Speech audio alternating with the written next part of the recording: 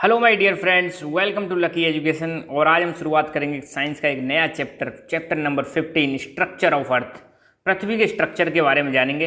हालांकि ये topic geography का ज़्यादा है, साइंस का नहीं है, ठीक है। तो फिर भी साइंस ज्योग्राफी दोनों के पर्सपेक्टिव से देखेंगे कि हमारी जो पृथ्वी है, जिस पर हम निवास करते हैं, जिसको हम ब्लू प्लेनेट बोलते हैं, इसका स्ट्रक्चर कैसा है। स्ट्रक्चर का मतलब इसमें अंदर क्या क्या है, पृथ्वी कैसे बनी, बहुत सारी चीज़ों के बारे में जानेंगे।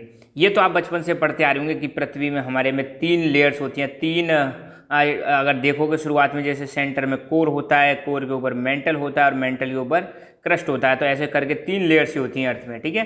तो इनके बारे में भी जानेंगे और जितना भी दे रखा है सारी चीज़ें समझेंगे। स्ट्रक्चर ऑफ अर्थ के बारे में बहुत ही शानदार टॉपिक है, बहुत ही इंटरेस्टिंग टॉपिक है, मज़ेदार टॉपिक है और लगभग ज्योग्राफी जैसा है, ठीक है।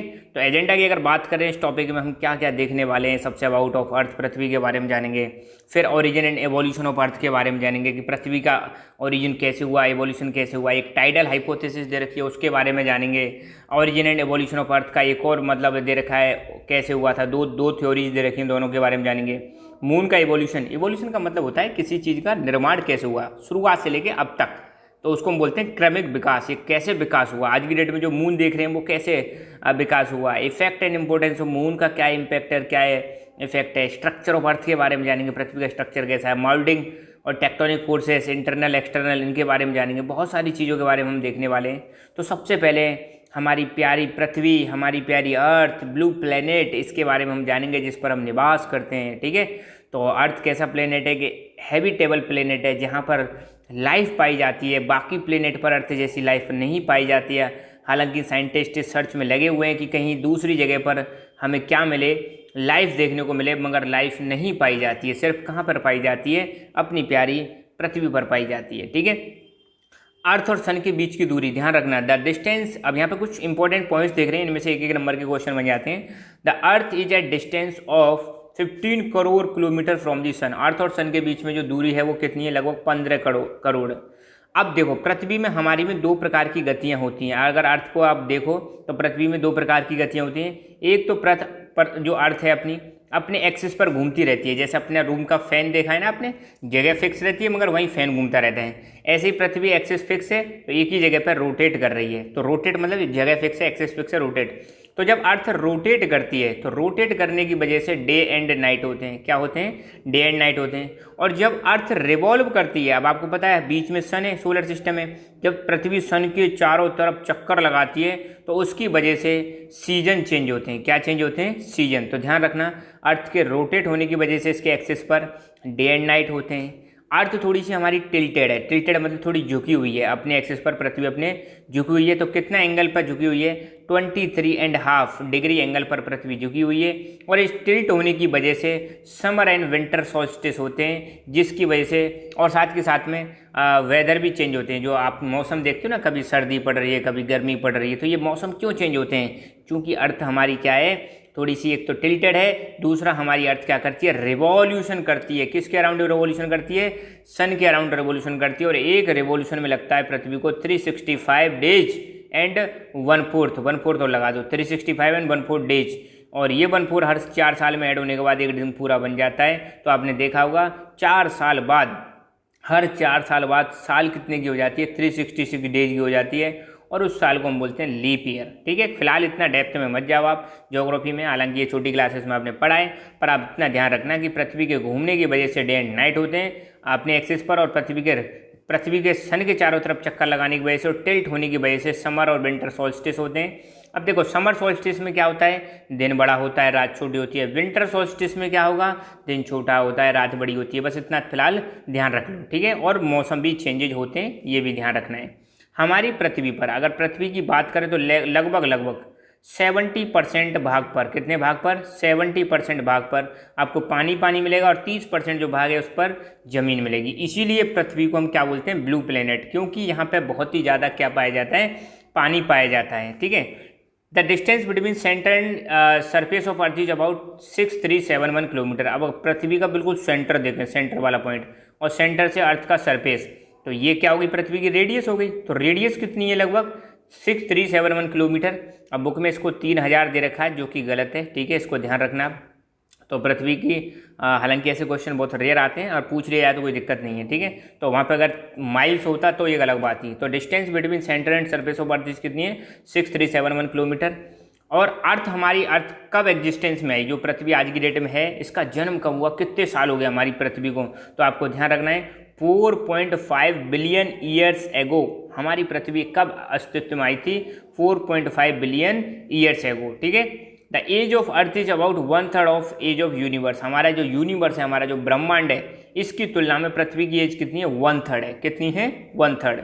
देर are 29 tectonic plates at present on the earth crust. अब आपको पता है हमारी पृथ्वी में बहुत सारी टेक्टोनिक प्लेट्स पाई जाती हैं और वो टेक्टोनिक प्लेट्स लगातार मोशन में रहती हैं। किस में रहती हैं, मोशन में रहती हैं। तो हमारी अर्थ की जो क्रस्ट है उस पर कितनी टेक्टोनिक प्लेट्स पाई जाती हैं, 29 टेक्टोनिक प्लेट्स पाई जाती हैं। और ध्यान रखना, जब ये टेक्टोनिक प्लेट्स मूव करती हैं और आपस में टकरा जाती हैं तो इसकी वजह से आते हैं अर्थक्वेक, भूकंप आते हैं। तो आपने सुना होगा ना भूकंप, अर्थक्वेक सुना होगा, जिसकी वजह से बहुत बड़ा नुकसान होता है, हिल जाती है पूरी पृथ्वी है, तो बिल्डिंग गिर जाती है, बहुत खतरनाक है। जितना ज़्यादा भूकंप की तीव्रता होगी रिएक्टर स्केल पर, उतना ही ज़्यादा डेंजरस होता है। तो 29 टेक्टोनिक प्लेट्स हैं पृथ्वी की क्रस्ट पर। अच्छा, एक छोटा सा क्वेश्चन यहाँ पर बनता है कि एक एस्ट्रोनॉमिकल यूनिट का मतलब क्या है। तो एक एस्ट्रोनॉमिकल यूनिट का मतलब है कि पृथ्वी और सूरज के बीच में जो दूरी है, पृथ्वी और सूरज के बीच में जो दूरी है, उसको हम क्या बोलते हैं, 1 astronomical unit. The distance between earth and sun is called 1 astronomical unit. पृथ्वी और सूरज के बीच में जो दूरी है उसको 1 एस्ट्रोनॉमिकल यूनिट के नाम से जानते हैं, ठीक है। तो ये टेक्टोनिक प्लेट्स हैं, कुछ के नाम बता देता हूँ। जैसे ये यूरेशियन प्लेट है, ये अपनी इंडिया वाली प्लेट है। ध्यान रखना, ये यूरेशियन प्लेट में इंडिया वाली प्लेट हिट करती है ना, तो यहाँ पे फिर हिमालय का निर्माण हुआ था। हिमालय पहले नहीं थे, ये इंडिया वाली प्लेट ने यूरेशिया वाली प्लेट को धक्का मारा, हिट कर गई और ये बन गए हिमालय। खैर ज़्यादा ज्योग्राफी मत जाओ, ये बहुत सारी टेक्टोनिक प्लेट्स हैं, सिर्फ देख लो, बाकी पेपर में कुछ नहीं आएगा इनमें से। अब हम देखेंगे origin and evolution of earth. एक टाइडल हाइपोथेसिस दे रखी है, उसके अनुसार हमारी पृथ्वी का ओरिजिन मतलब कैसे शुरुआत हुई, कैसे उत्पत्ति हुई और कैसे एवोल्यूशन हुआ, वो समझ लेते हैं। बहुत छोटी सी थ्योरी है, ठीक है। ये थ्योरी क्या कहती है कि बहुत समय पहले की बात है, एक जॉइंट स्टार जो कि सन के करीब आता है, जैसे हमारे ये सन है, ठीक है, ये क्या है, सन। सन के पास एक बहुत बड़ा स्टार आता है। क्या आता है, बहुत बड़ा स्टार आता है। हालांकि सन भी स्टार है, अब इससे भी बड़ा एक स्टार यहाँ के इसके पास से आ रहा था, गुजर रहा था। तो इसके ग्रेविटेशनल पुल की वजह से सन का कुछ भाग बाहर निकल के आ जाता है, सन का कुछ भाग बाहर निकल के आ जाता है, ठीक है। और ये भाग जो बाहर निकल के आया था, ये कुछ ऐसे निकल के आता है कि बीच में से तो मोटा था ये भाग और साइड से कैसा था, पतला था। ऐसा भाग बाहर निकल के आता, किसकी वजह से, बड़े स्टार के ग्रेविटेशनल फोर्स की वजह से। फिर कुछ समय बाद ये स्टार अपने मार्ग से पास हो गया, चलता चला गया, सन यहीं पे था।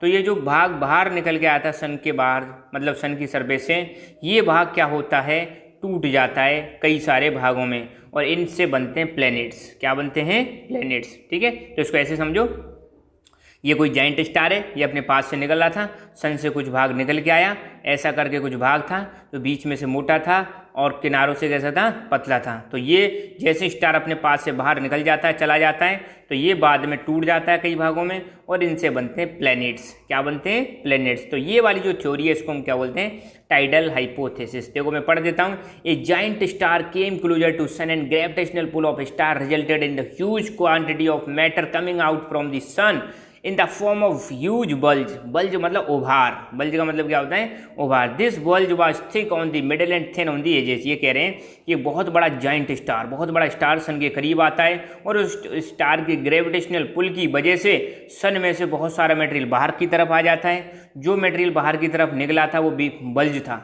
ठीक है। बल्ज मतलब बीच में से उभार, बीच में से मोटा था और किनारों से कैसा था, पतला था। In due course of time, कुछ समय पश्चात, giant star moved on its own way. Giant star अपने रास्ते से होते हुए निकल गया और जो ह्यूज बल्ज निकल के आया था वो टूट जाता है, किसमें, प्लैनेट्स एंड अदर बॉडीज। और यही है tidal hypothesis regarding origin and evolution of earth. I hope ये चीज़ आपको समझ में आ गई होगी। एक और चीज़ दे रखी है origin and evolution of earth के बारे में, ठीक है। अगर टाइडल आए तो इसको लिख देना और ये भी समझ लो बाकी मतलब अर्थ का ओरिजिन कैसे हुआ। अब देखो इसमें ये बताएंगे कि पृथ्वी पहले आग का गोला थी, वो वाली चीज़ हम बात करेंगे, ठीक है। The earth came into existence about 4.5 billion year ago. ये मैंने बताया था कि अर्थ की उत्पत्ति कब हुई थी, 4.5 बिलियन ईयर्स एगो हुई थी। अर्थ की एज 1/3 ऑफ यूनिवर्स है, ये भी मैं आपको बता चुका हूँ। शुरुआत में अब बात करते हैं शुरुआत में हमारी पृथ्वी जी बहुत ज़्यादा हॉट थी। पृथ्वी एक आग का गोला थी। एक थ्योरी सुनी होगी ना, बिग बैंग थ्योरी।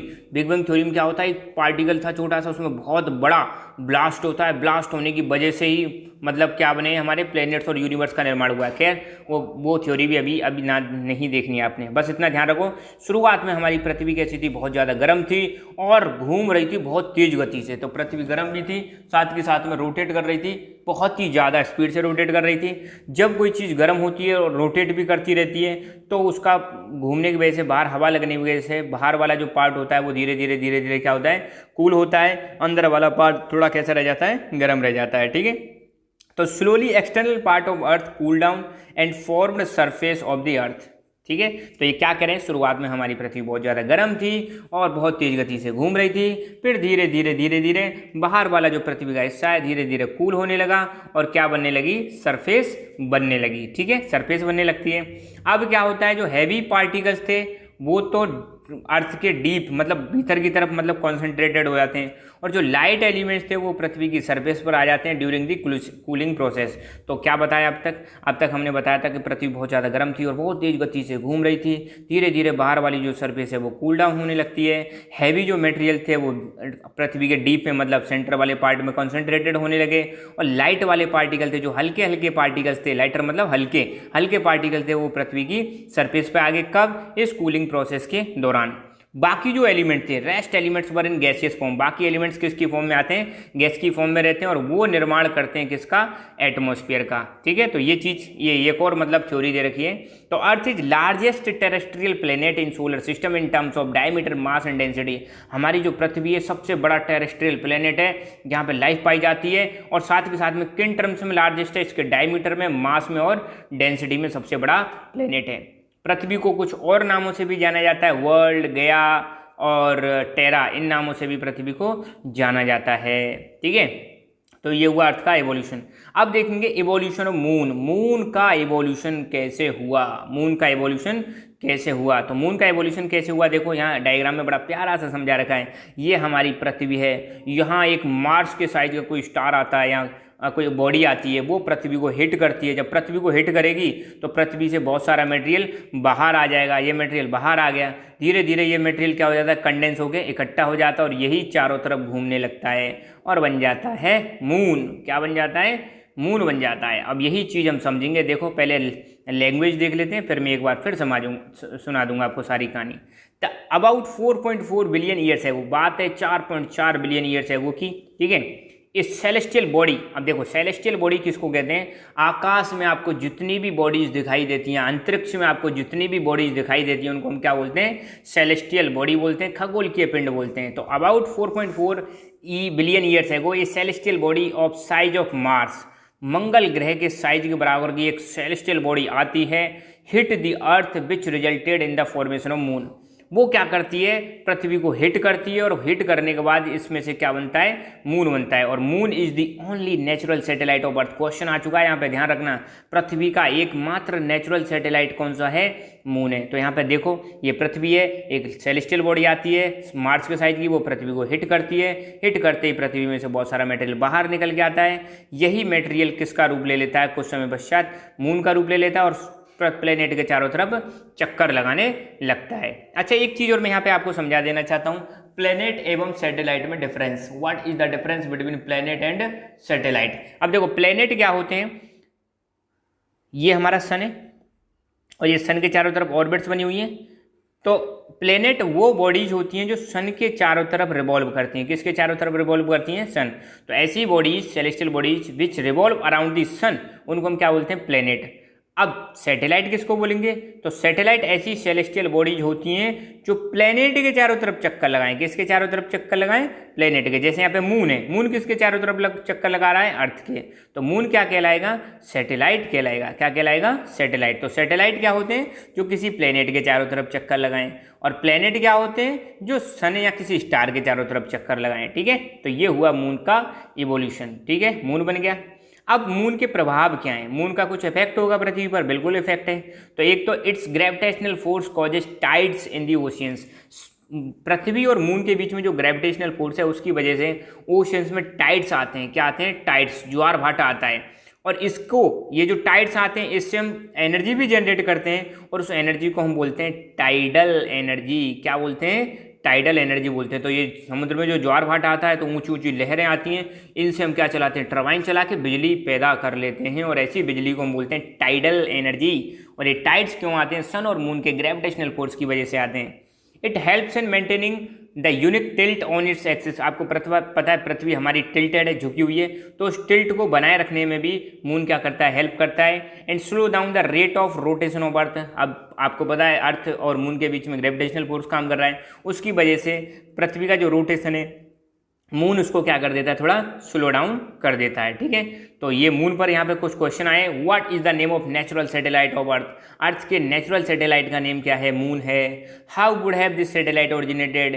कैसे ये सैटेलाइट ओरिजिनेट हुआ था? तो आपको पता है एक मार्स के साइज का एक ऑब्जेक्ट आता है, सेलेस्टियल बॉडी आती है, पृथ्वी को हिट करती है और उसकी वजह से मून बनता है। Mention its two importance for earth. और इसके दो प्रभाव बताइए। तो ऐसे करके क्वेश्चन इसमें से बना था। 1 + 1 + 3 equal to 1 + 1 + 1 equal to 3, 3 number का छोटे छोटे क्वेश्चन आते हैं। सो डोंट वरी, टॉपिक पूरा पढ़ो और मजा आ जाएगा आपको। ठीक है, तो बस आज के लेक्चर में हम इतना ही करेंगे, बाकी चीज़ हम अगले लेक्चर में करेंगे। हमारी एप्लीकेशन आ चुकी है लकी एजुकेशन ऐप, जिसको आप गूगल प्ले स्टोर से डाउनलोड कर सकते हो और यहाँ पर बहुत सारे स्मार्ट कोर्सेस अवेलेबल हैं जिनको आप अवेल कर सकते हो क्लास 10th RBSE के लिए, और बहुत ही अफोर्डेबल प्राइस पर हैं। नोट्स प्लस वीडियो सारी चीज़ें आपको वहाँ पर मिलेंगी। ठीक है, और साथ के साथ में हमारा टेलीग्राम चैनल लकी एजुकेशन, इसको भी आप ज्वाइन कर लेना। यहाँ पर आपको बहुत सारे वीडियोज और उनकी नोटिफिकेशंस और जो भी सूचनाएं सारी यहाँ पर मिलती रहेगी। तो मिलते हैं फिर अगले लेक्चर में, तब तक के लिए जय हिंद, जय भारत।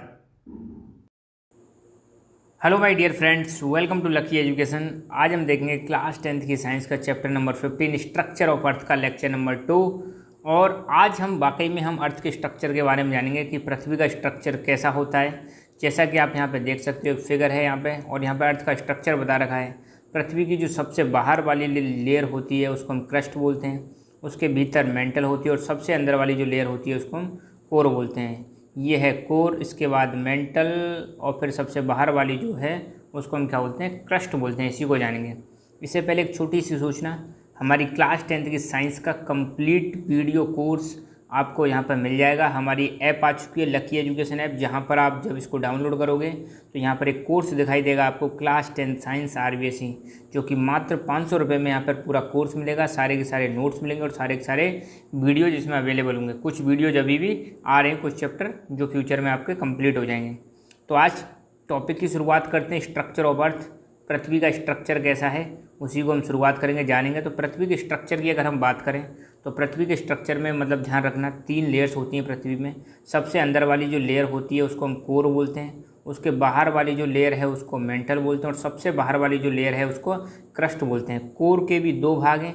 कोर का भी जो अंदर वाला भाग है उसको इनर कोर बोलते हैं, और कोर का बाहर वाला भाग है उसको हम आउटर कोर बोलते हैं। ठीक है, तो ध्यान रखना कोर कितने प्रकार की? 2 प्रकार की, इनर कोर, आउटर कोर, फिर मेंटल, और सबसे बाहर क्रस्ट। क्रस्ट वो है जो जहाँ पर पेड़ पौधे और हम सब रहते हैं, वो ऊपर वाला जो पृथ्वी का सबसे अपर मोस्ट लेयर है उसको क्रस्ट बोलते हैं। ठीक है, तो ये कई सारे डायग्राम है इसलिए दिखा रखें ताकि आपको क्लियर हो जाए एक बार। तो ध्यान रखना कोर के भी 2 पार्ट्स होते हैं, ऐसे मेंटल के भी 2 भाग होते हैं, लोअर मेंटल और अपर मेंटल। ठीक है, तो ये चीज़ आप ध्यान रखना। अब बुक में जो जानकारी दे रखी है उसको एक बार कवर कर लेते हैं, देख लेते हैं क्या क्या चीज़ें दे रखी हैं बुक में। हाँ, तो earth is consist of many layers. पहली बात तो पृथ्वी में कई सारी लेयर्स पाई जाती हैं। सबसे अंदर जो कोर होती है, उसके बाहर मेंटल होती है, और सबसे बाहर की तरफ होती है क्रस्ट। तो इसमें 3 लेयर्स पाई जाती हैं, ध्यान रखना। पृथ्वी के सेंटर और सरफेस, पृथ्वी का ये मान लो सेंटर पॉइंट हो गया और या ये सरफेस हो गई, इसके बीच की दूरी कितनी बताई थी मैंने? 6371 किलोमीटर, जबकि बुक में इतनी दे रखी है 3900 किलोमीटर, जो कि गलत है। तो आप कितना लिख लेना? 6371 लिख लेना इसकी जगह पे, ये वाला पॉइंट गलत है। ठीक है, तो पृथ्वी का जो सेंटर वाला पॉइंट है, सेंटर से लेकर सरफेस तक की जो डिस्टेंस है वो कितनी है? 6371 kilometre. Earth is composed of 3 layers. पृथ्वी में 3 लेयर्स पाई जाती हैं। कौन कौन सी हैं? क्रस्ट, मेंटल और कोर। 3 प्रकार की लेयर्स हैं, इनके बारे में ध्यान रखना। क्रस्ट, मेंटल और कोर, ये 3 लेयर पाई जाती हैं हमारी पृथ्वी में। ठीक है, सबसे ऊपर वाली क्रस्ट, उसके बीच में मेंटल, और सबसे नीचे हो जाएगी आपकी कोर। और कोर के भी कितने भाग हैं? कोर के भी दो भाग हैं, आउटर कोर और इनर कोर। बस ये छोटी छोटी सी चीज़ें आपको ध्यान रखनी है। आगे बढ़ते हैं। सबसे पहले हम देखेंगे क्रस्ट के बारे में। तो क्रस्ट मैंने बताया था, जो अपर मोस्ट लेयर होती है पृथ्वी की, उसी को हम क्या बोलते हैं, क्रस्ट बोलते हैं। ठीक है, तो the outer most layer of the earth is solid layer called crust. और ये बाहर वाली जो लेयर होती है, कैसी लेयर होती है, सॉलिड होती है, मजबूत होती है, और इसी को हम क्या बोलते हैं, क्रस्ट बोलते हैं। ठीक है, तो it is solid and thickness is not uniform at every place. इसकी जो थिकनेस है सभी जगह पर बराबर नहीं पाई जाती, कहीं पर थिकनेस ज़्यादा है, कहीं पर थिकनेस कम है। क्रस्ट को भी हम दो भागों में डिवाइड कर सकते हैं, लिथोस्फीयर और हाइड्रोस्फीयर। अब देखो, पृथ्वी की जो ऊपर वाली सरफेस है उस पर आपको दो चीज़ देखने को मिलेंगी। कहीं तो आपको पानी पानी देखने को मिलेगा, तो जो पानी पानी वाला भाग होता है उसको हम क्या बोलते हैं, हाइड्रोस्फीयर बोलते हैं। और कहीं पर आपको लैंड वाला पोर्शन मिलेगा, और लैंड वाले पोर्शन को हम क्या बोलते हैं, लिथोस्फीयर। और हमने पढ़ा भी है, SST में हमने पढ़ा है कि अर्थ की जो सरफेस है उस पर लगभग 70% पार्ट्स पर क्या पाया जाता है, पानी पाया जा रहा है। तो पानी वाले भाग को हम क्या बोल रहे हैं, हाइड्रोस्फीयर बोल रहे हैं। और 30% पार्ट्स पर क्या पाई जाती है, लैंड पाई जाती है, उसको हम क्या बोलते हैं, लिथोस्फीयर। और इसी लिथोस्फीयर के पार्ट्स हैं आपके 7 कॉन्टिनेंट्स। ठीक है, most of the lithosphere is composed of soil. ज़्यादातर जो लिथोस्फीयर है वो सॉइल का बना हुआ होता है। 70% of earth surface is covered with water and 30% is covered with land. तो पृथ्वी की जो सरफेस है उसका 70% किससे कवर्ड है, पानी से, और 3% किससे है, लैंड से। ठीक है, huge pieces of rocks are found on the crust which is known as tectonic plates. अब पृथ्वी पर क्या है, बड़े बड़े रॉक्स के पीस पाए जाते हैं। मैंने जो बताया था ना, लिथोस्फीयर को हम कई सारी प्लेट्स में डिवाइड कर सकते हैं, और इन्हीं प्लेट्स को हम क्या बोलते हैं, टेक्टोनिक प्लेट्स। और जब ये प्लेट्स मूव करती हैं तो, और मूव करने के पश्चात अगर ये टकराती हैं आपस में, हल्का सा भी टकरा जाती हैं, तो क्या होता है, वाइब्रेशंस क्रिएट होते हैं और अर्थक्वेक आता है। तो ये जो टेक्टोनिक प्लेट्स होती हैं जब ये आपस में टकराती हैं, उसी की वजह से क्या आते हैं, भूकंप आते हैं। ये चीज़ आप ध्यान रखना। Continents are located on this tectonic plates. जो हमारे कॉन्टिनेंट है वो किस पर पाए जाते हैं, इन्हीं टेक्टोनिक प्लेट्स पर पाए जाते हैं। और ये टेक्टोनिक प्लेट्स किसका पार्ट है, लिथोस्फीयर का पार्ट है। तो 29 टेक्टोनिक प्लेट्स। तो ध्यान रखना, टेक्टोनिक प्लेट्स कितनी है, 29 है। अब हमारा क्रस्ट हो गई। क्रस्ट के मैंने बताया दो भाग, एक तो आपका लिथोस्फीयर और दूसरा हाइड्रोस्फीयर। अब हम देखेंगे मेंटल के बारे में। तो सेंटर वाला जो लेयर है आपकी वो क्या है, मेंटल है। The second layer of earth is called mantle. Thickest layer of the earth, पृथ्वी की सबसे ज़्यादा थिक लेयर है। ठीक है, कौन सी लेयर है, mantle. Composed of hot and molten silicate rocks. ये जो मेंटल है किस किस चीज़ का बना होता है, एक तो गर्म और मोल्टन। मोल्टन मतलब लिक्विड कंडीशन में, सिलिकेट रॉक्स का बना हुआ होता है mental. Rocks contain iron and magnesium. यहाँ पे जो रॉक्स पाई जाती है उसमें आयरन कंटेंट पाया जाता है और मैग्नीशियम कंटेंट पाया जाता है। It has bubbles just like boiling water. यहाँ पे बबल्स पाए जाते हैं, ऐसे समझो कि मानो कोई पानी गर्म हो रहा है और उसमें से क्या निकल रहे हैं, बुलबुले निकल रहे हैं। It keeps moving up and down. और ये जो मेंटल है ऊपर नीचे होता रहता है। और क्यों होता रहता है, क्योंकि अंदर क्या है, टेम्परेचर और प्रेशर की वजह से ये सारी चीज़ें होती रहती हैं। तो पृथ्वी की तीसरी लेयर है कोर। बिल्कुल सेंटर वाला जो पोर्शन है उसको कोर बोलते हैं, या जो इनर मोस्ट लेयर है पृथ्वी की उसी को क्या बोलते हैं, कोर बोलते हैं। It is most heated part of the earth. पृथ्वी का सबसे गर्म भाग क्या होता है, कोर ही होता है। यहाँ पे जो टेम्परेचर होता है लगभग 7000 डिग्री सेल्सियस होता है। ये चीज़ आप ध्यान रखना। कोर को भी दो भागों में डिवाइड कर सकते हैं, आउटर कोर और इनर कोर, बाहर वाली कोर और इनर कोर। और यहाँ पे सबसे प्यारी चीज़ आप ध्यान रखना, मतलब यहाँ पे टेम्परेचर 7000 है, फिर भी जो इनर कोर है ये ध्यान रखना, ये कैसी होती है, ये सॉलिड होती है। और आउटर कोर कैसी होती है, लिक्विड। बताओ, ध्यान दो आप, मतलब इतना ज़्यादा टेम्परेचर, इतनी ज़्यादा हीट, फिर भी इतनी हीट में भी बिल्कुल सेंटर वाला पोर्शन कैसा है, सॉलिड, जबकि इसके बाहर क्या है, लिक्विड पोर्शन है। तो ये चीज़ भी आप ध्यान रखना, ठीक है। Outer core is liquid form. Outer core किस फॉर्म में होती है, लिक्विड फॉर्म में होती है। And it contain iron and निकल। बाहर वाली जो कोर है उसमें आयरन और निकल पाए जाते हैं। Inner core is in solid form and it contains gold, platinum and iron. Inner core कैसी होती है, सॉलिड फॉर्म में होती है और इसमें क्या क्या पाया जाता है, गोल्ड, प्लेटिनम और आयरन जैसे एलिमेंट पाए जाते हैं। Core is densest portion of the अर्थ। अगर तीनों पोर्शन को हम देखें तो तीनों में सबसे ज़्यादा जो डेंसिटी है, सबसे ज़्यादा जो भारी चीज़ है वो क्या है, कोर ही है। The cause of magnetism of earth is core. पृथ्वी पर जो मैग्नेटिक फील्ड पाए जाते हैं, पृथ्वी पर जो नॉर्थ और साउथ मैग्नेट वाले फील्ड पाए जाते हैं वो किसकी वजह से होते हैं, कोर की वजह से ही होते हैं, ठीक है। नोट, अब यहाँ पे एक चीज़ और दे रखी है, earth's chemical structure is similar to that of meteorites, so the earth can be called large meteorite. यहाँ पर कहा जा रहा है कि अर्थ का जो केमिकल स्ट्रक्चर है वो किसकी तरह होता है, वो मीटियोराइट्स की तरह होता है। इसलिए पृथ्वी को हम क्या बोल सकते हैं, एक बड़ा मीटियोराइट कह सकते हैं। अब ये मीटियोराइट क्या होते हैं इसको और समझ लो आप, ठीक है। आई होप आपने बचपन में सुना होगा या देखा होगा या पढ़ा होगा। तीन वर्ड आपने पढ़े होंगे, एक है मीटियोराइट, मीटियोरॉइड्स, मीटियोर्स और मीटियोराइट। ध्यान देना, मीटियोरॉइड्स, मीटियोर और मीटियोराइट। मीटियोरॉइड्स क्या होते हैं, meteoroids are object in space. ध्यान देना, स्पेस मतलब अंतरिक्ष। ये ऐसी वस्तुएं होती हैं जो कहाँ पर पाई जाती हैं, स्पेस में पाई जाती हैं। और स्पेस में पाई जाने वाली चीज़ों को हम बोलते हैं सेलेस्टियल बॉडीज। क्या बोलते हैं, सेलेस्टियल बॉडीज मतलब खगोलीय पिंड बोलते हैं, ठीक है। तो meteoroids are object in space that range in size from dust grain to small asteroids. Think of them as space rocks. मतलब इनका जो साइज़ होता है वो डस्ट के ग्रेन से लेके छोटे छोटे एस्टेरॉइड्स के बराबर होता है। एस्टेरॉइड्स थोड़े लार्ज रॉक्स होती हैं, तो इनको हम मीटियोरॉइड्स को क्या बोल सकते हैं, स्पेस रॉक्स बोलते हैं। स्पेस में पाई जाने वाली जो चट्टान होती है उनको हम क्या बोलते हैं, मीटियोरॉइड्स बोलते हैं। अब यही चट्टान जब अर्थ के एनवायरनमेंट में या अर्थ के एटमॉस्फेयर में प्रवेश कर जाती हैं और जलने लगती हैं, तो इनको हम क्या बोलते हैं, मीटियोर्स या शूटिंग स्टार्स भी कहते हैं, ठीक है।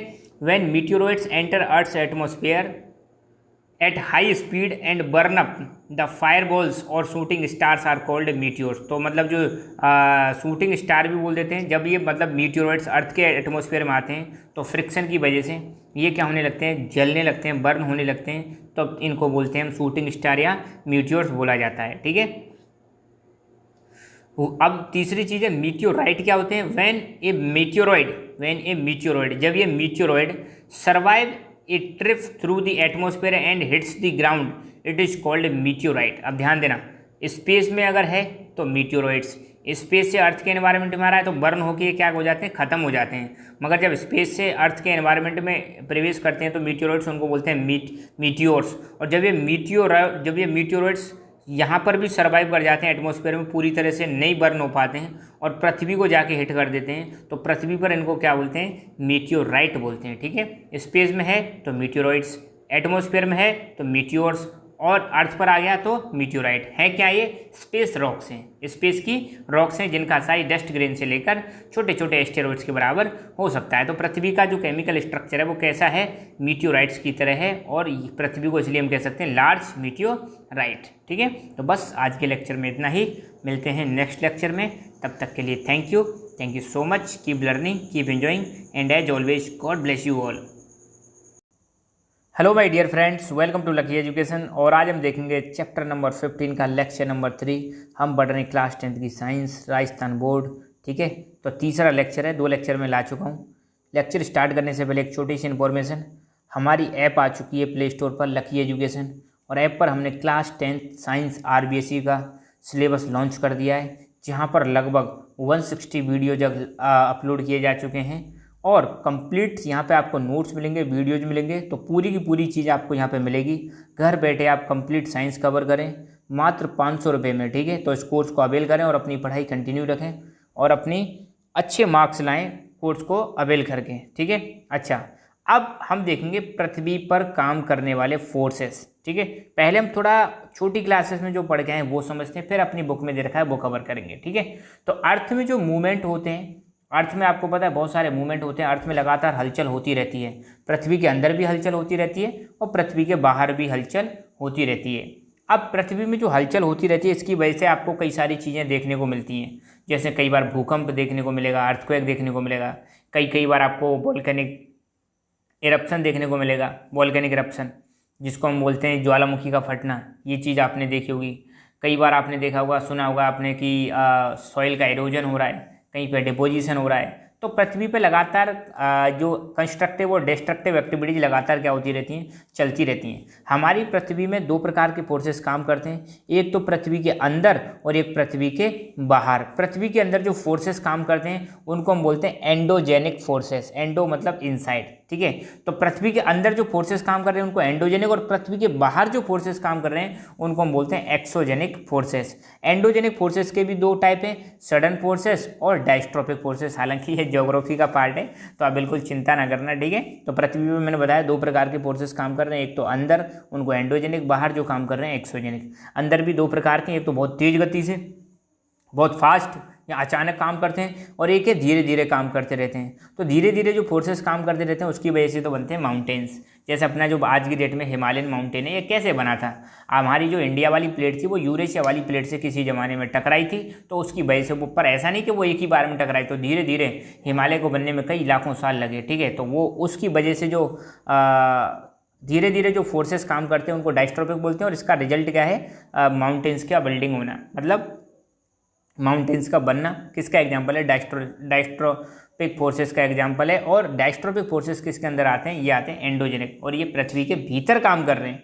और सडन फोर्सेस में जैसे अर्थक्वेक आपको पता है, अचानक आते हैं झटके, धीरे धीरे नहीं आते हैं, बहुत तेज़ गति से आते हैं और मतलब बहुत बुरी तरह से विनाश कर देते हैं। तो ये इंटरनल एनर्जी की वजह से हो रहा है, अर्थ की इंटरनल एनर्जी। वॉल्केनिक इरप्शन ये भी अचानक होता है। लैंडस्लाइड, जमीन का फिसलना या खिसक जाना, ये भी अचानक होता है। तो ये हुए हमारे एंडोजेनिक फोर्सेस। दूसरे हैं एक्सोजेनिक फोर्सेस, मतलब जो अर्थ की सरफेस पर बाहर की तरफ काम करते हैं उसको हम क्या बोलते हैं? एंडोजेनिक फोर्सेस बोलते हैं। इसका एग्जाम्पल देखें तो इसमें आता है इरोजन और डिपोजिशन, दो चीज़ आती है, इरोजन और डिपोजिशन। आपने देखा होगा, इरोजन का मतलब है किसी जैसे मिट्टी का कटाव या पहाड़ों का इरोजन होना, ठीक है, धीरे धीरे उनका लॉस होते चले जाना। और दूसरा है डिपोजिशन। अब मान लो एक जगह पे इरोजन हो रहा है, मान लो मिट्टी कहीं से कटा हुआ, तो मिट्टी कहीं दूसरी जगह पे जाके जमेगी, सिंपल सी बात है।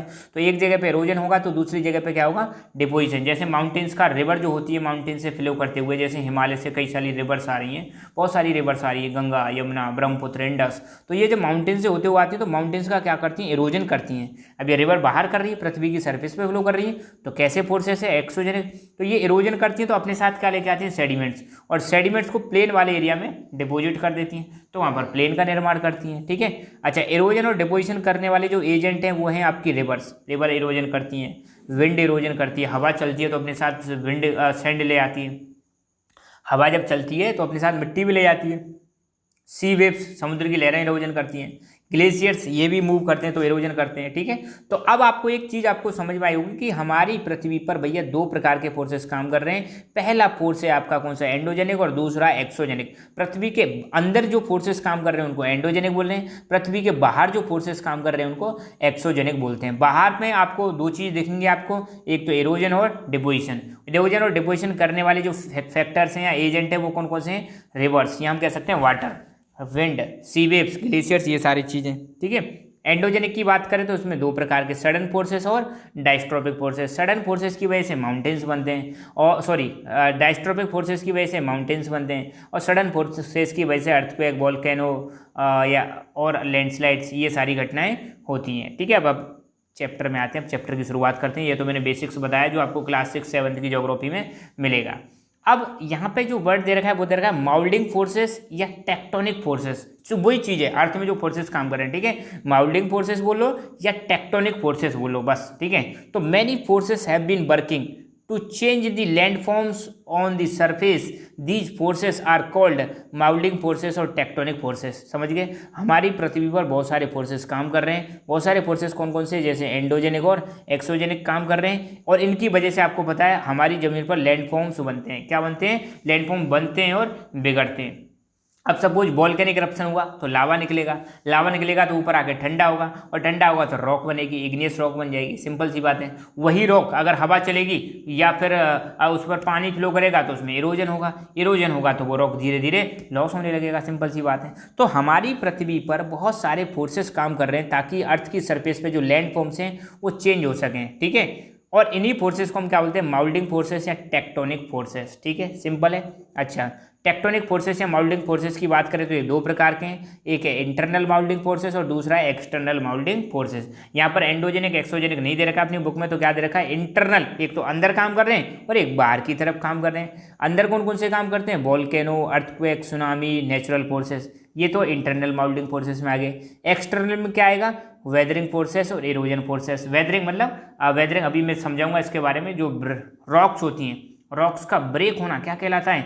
वेदरिंग कहलाना है। फिर रॉक्स का ब्रेक हो गया, उनके जो सेडिमेंट्स उसका एक जगह से दूसरी जगह जाना इरोजन कहलाता है, और किसी जगह पे जाके डिपोजिट हो जाना डिपोजिशन कहलाता है। ठीक है, अब हम पहले पढ़ेंगे इंटरनल टेक्टोनिक फोर्सेस के बारे में, और इंटरनल टेक्टोनिक फोर्सेस में आज हम शुरुआत करेंगे वोल्केनो की, फिर हम पढ़ेंगे अर्थक्वेक, फिर सुनामी, नेचुरल फोर्सेस, इन सबको कवर करेंगे, और उसके बाद करेंगे एक्सटर्नल माउल्डिंग फोर्सेस। तो इंटरनल माउल्डिंग फोर्सेस या इंटरनल टेक्टोनिक फोर्सेस की शुरुआत करते हैं। तो पहली बात, these forces continue to work inside the earth. ये फोर्सेस कहाँ पे काम करते हैं? पृथ्वी के अंदर काम करते हैं, सिंपल सी बात है। These forces originate due to expansion and contraction of rocks due to high temperature. अब पृथ्वी के अंदर काम कर रहे हैं तो आपको पता है पृथ्वी के अंदर टेम्परेचर बहुत ज़्यादा है। जैसे जैसे आप सेंटर की तरफ जाओगे तो टेम्परेचर बढ़ता जाएगा, कोर में बहुत ही ज़्यादा टेम्परेचर रहता है, और लगातार यहाँ पर क्या होता रहता है। अब देखो पृथ्वी के अंदर भी कई टाइप की क्या पाई जाती हैं? रॉक्स पाई जाती हैं, और ये रॉक्स जो होती हैं इनमें लगातार एक्सपेंशन और कॉन्ट्रैक्शन चलता रहता है, क्योंकि टेम्परेचर की वजह से इनमें ये सारी चीज़ें होती रहती हैं। हाई टेम्परेचर, प्रेशर, इनकी वजह से लगातार मूवमेंट होता रहता है। पृथ्वी के अंदर बहुत सारे मूवमेंट होते रहते हैं, और इन्हीं मूवमेंट्स की वजह से हमें पृथ्वी के ऊपर सरफेस पर कई सारे चेंजेस देखने को मिलते हैं। जैसे कई बार अर्थक्वेक आ जाता है, कई बार वोल्केनिक इरप्शन आ जाता है, कई बार सुनामीज आ जाती हैं, ठीक है, ये सारी चीज़ें। तो these forces also originate due to movement of hot molten magma. अब देखो अपनी पृथ्वी की लेयर्स हमने देखी थी, सबसे बाहर क्रस्ट, फिर आपकी मेंटल, और सबसे अंदर कोर। तो कोर में आपको मैंने बताया था चीज़ें कैसी है, मोल्टन कंडीशन में, मतलब लिक्विड कंडीशन में, बिल्कुल गर्म है, टेम्परेचर बहुत है, और पिघली हुई कंडीशन में। तो पिघली हुई कंडीशन में जो यहाँ पे मटेरियल है उसको हम क्या बोलते हैं? मैग्मा।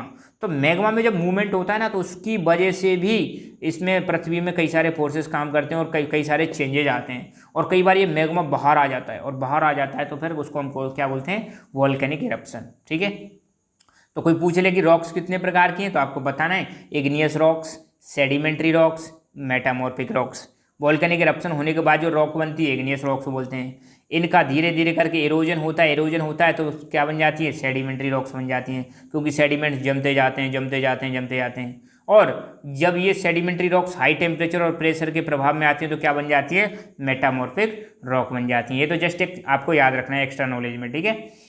इंटरनल टेक्टोनिक फोर्सेस ही बात कर रहे हैं हम, ठीक है। अब देखो बेटा, जब इंटरनल टेक्टोनिक फोर्सेस परपेंडिकुलर काम करते हैं, पहली बात तो ध्यान रखना परपेंडिकुलर और पैरेलल क्या है। ये हमारी अर्थ की सरफेस है, अर्थ की सरफेस में अगर ऐसे पैरेलल कोई चीज़ है तो इसको हम बोलते हैं हॉरिजॉन्टल, और अर्थ की सरफेस को कोई ऐसे हैं 90 डिग्री पर तो उसको हम क्या बोलते हैं? परपेंडिकुलर, ठीक है। ओके, तो when moulding forces work perpendicular to the earth, पृथ्वी के कैसे काम करते हैं? परपेंडिकुलर काम करते हैं, तो इसकी वजह से क्या होता है? कॉन्टिनेंट बनते हैं, आइलैंड बनते हैं, प्लेट्यूज बनते हैं, सी बनते हैं। कॉन्टिनेंट आपको पता ही है 7 कॉन्टिनेंट्स हैं। आइलैंड्स आप जानते हो जो चारों तरफ पानी से घिरे होते हैं उनको आइलैंड बोलते हैं। हाँ, अब एक चीज़ ध्यान रखना, कॉन्टिनेंट आइलैंड लगते एक जैसे हैं, कॉन्टिनेंट बट बड़े होते हैं और आइलैंड छोटे होते हैं, और दोनों में एक सिमिलरिटी क्या है कि दोनों ही चारों तरफ किससे घिरे होते हैं? पानी से। जैसे मान लो ये कोई कॉन्टिनेंट है, ये चारों तरफ किससे घिरा हुआ है? पानी से, ठीक है। तो एक लार्ज लैंड मास है। आइलैंड क्या होता है? छोटा सा लैंड मास होता है जो चारों तरफ किससे घिरा होता है? पानी से। तो ये कॉन्टिनेंट का बनना, आइलैंड्स का बनना, प्लेट्यूज का बनना, सी का बनना, ये सब किसका रिजल्ट है? जब ये कब बनते हैं? जब माउल्डिंग फोर्सेस कैसे काम करते हैं? अर्थ के परपेंडिकुलर काम करते हैं, बस। और जब माउल्डिंग फोर्सेस या टेक्टोनिक फोर्सेस हॉरिजॉन्टल काम करते हैं अर्थ के, तो हॉरिजॉन्टल होने की वजह से क्या होता है? फोल्ड होते हैं और फिशर्स डेवलप होते हैं सरफेस पर, फोल्ड और फिशर्स डेवलप होते हैं, जिसकी वजह से माउंटेन और वैलीज का निर्माण होता है। अब आपको हॉरिजॉन्टल कैसे काम करेंगे? मान लो एक प्लेट ये है कॉन्टिनेंटल प्लेट, या एक प्लेट ये है टेक्टोनिक प्लेट। जब ये प्लेट आपस में एक दूसरे की तरफ मूव करती हैं, टकराती हैं, तो टकराने की वजह से क्या होता है? बहुत सारे चेंजेज आते हैं, ठीक है। और कई बार टकराने की वजह से जैसे फोल्ड भी आ जाता है। जैसे मान लो जैसे ये कोई प्लेट है आपकी, एक इधर से फोर्स लगाओ, इधर से फोर्स लगाओ, ठीक है, दोनों तरफ से फोर्स लग रहा है, मतलब लग कैसे रहा है? हॉरिजॉन्टली। तो इसमें कई बार क्या है? फोल्ड पड़ जाते हैं, तो उस वजह से क्या बनते हैं? माउंटेन और वैलीज का निर्माण होता है, ठीक है। तो दोबारा सुन लो, जब माउल्डिंग फोर्सेस अर्थ के परपेंडिकुलर काम करते हैं तो कॉन्टिनेंट, आइलैंड, प्लेट्यूज और सी बनते हैं। जब माउल्डिंग फोर्सेस अर्थ के हॉरिजॉन्टल काम करते हैं तो फोल्ड और फिशर्स, फोल्ड का मतलब ऐसे करके फोल्ड बन जाते हैं, फिशर्स का मतलब क्रैक्स से डेवलप हो जाते हैं, कहाँ पर? अर्थ की सरफेस पर। तो फोल्ड जब होते हैं तो माउंटेन बनते हैं, और फिशर्स जब डेवलप होते हैं तो वैलीज का निर्माण होता है, घाटीज, जहाँ पर रिवर फ्लो करती हैं, ठीक है।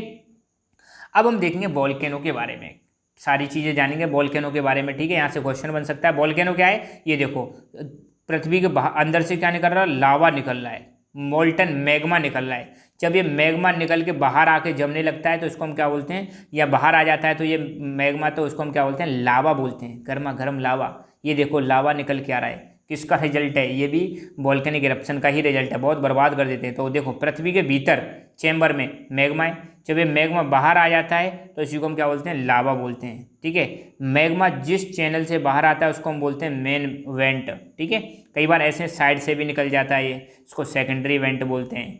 जहाँ पर ऊपर निकलता है वहाँ पर गड्ढा सा क्रिएट हो जाता है, उसको क्रेटर बोलते हैं। ठीक है, इसके साथ में एस और वोल्केनिक बॉम्ब्स, एस क्लाउड्स, ये सारी चीज़ें निकलती हैं, मतलब धुआं भी निकलता है और राख वाख ये सारी चीज़ें भी निकलती हैं। ठीक है, तो वही चीज़ है, मैग्मा चेम्बर है, यहाँ से आता है और बाहर निकलता है। बाहर निकलता है तो इसके साथ कई सारी गैसेस, मतलब क्लाउड सा बन जाता है एक प्रकार का। ठीक है, ओके। तो वोल्केनो के बारे में क्या क्या दे रखा है वो देख लेते हैं। तो volcanic eruption happens due to internal moulding forces या इंटरनल टेक्टोनिक फोर्सेस। तो वोल्केनिक इरप्शन जो हो रहा है किसकी वजह से हो रहा है? इंटरनल टेक्टोनिक फोर्सेस की वजह से हो रहा है। Volcano is directly connected to the earth through a narrow passes and lava comes out through this narrow passes. मैंने क्या बताया था? वोल्केनो डायरेक्टली कनेक्टेड होते हैं किससे? अर्थ से।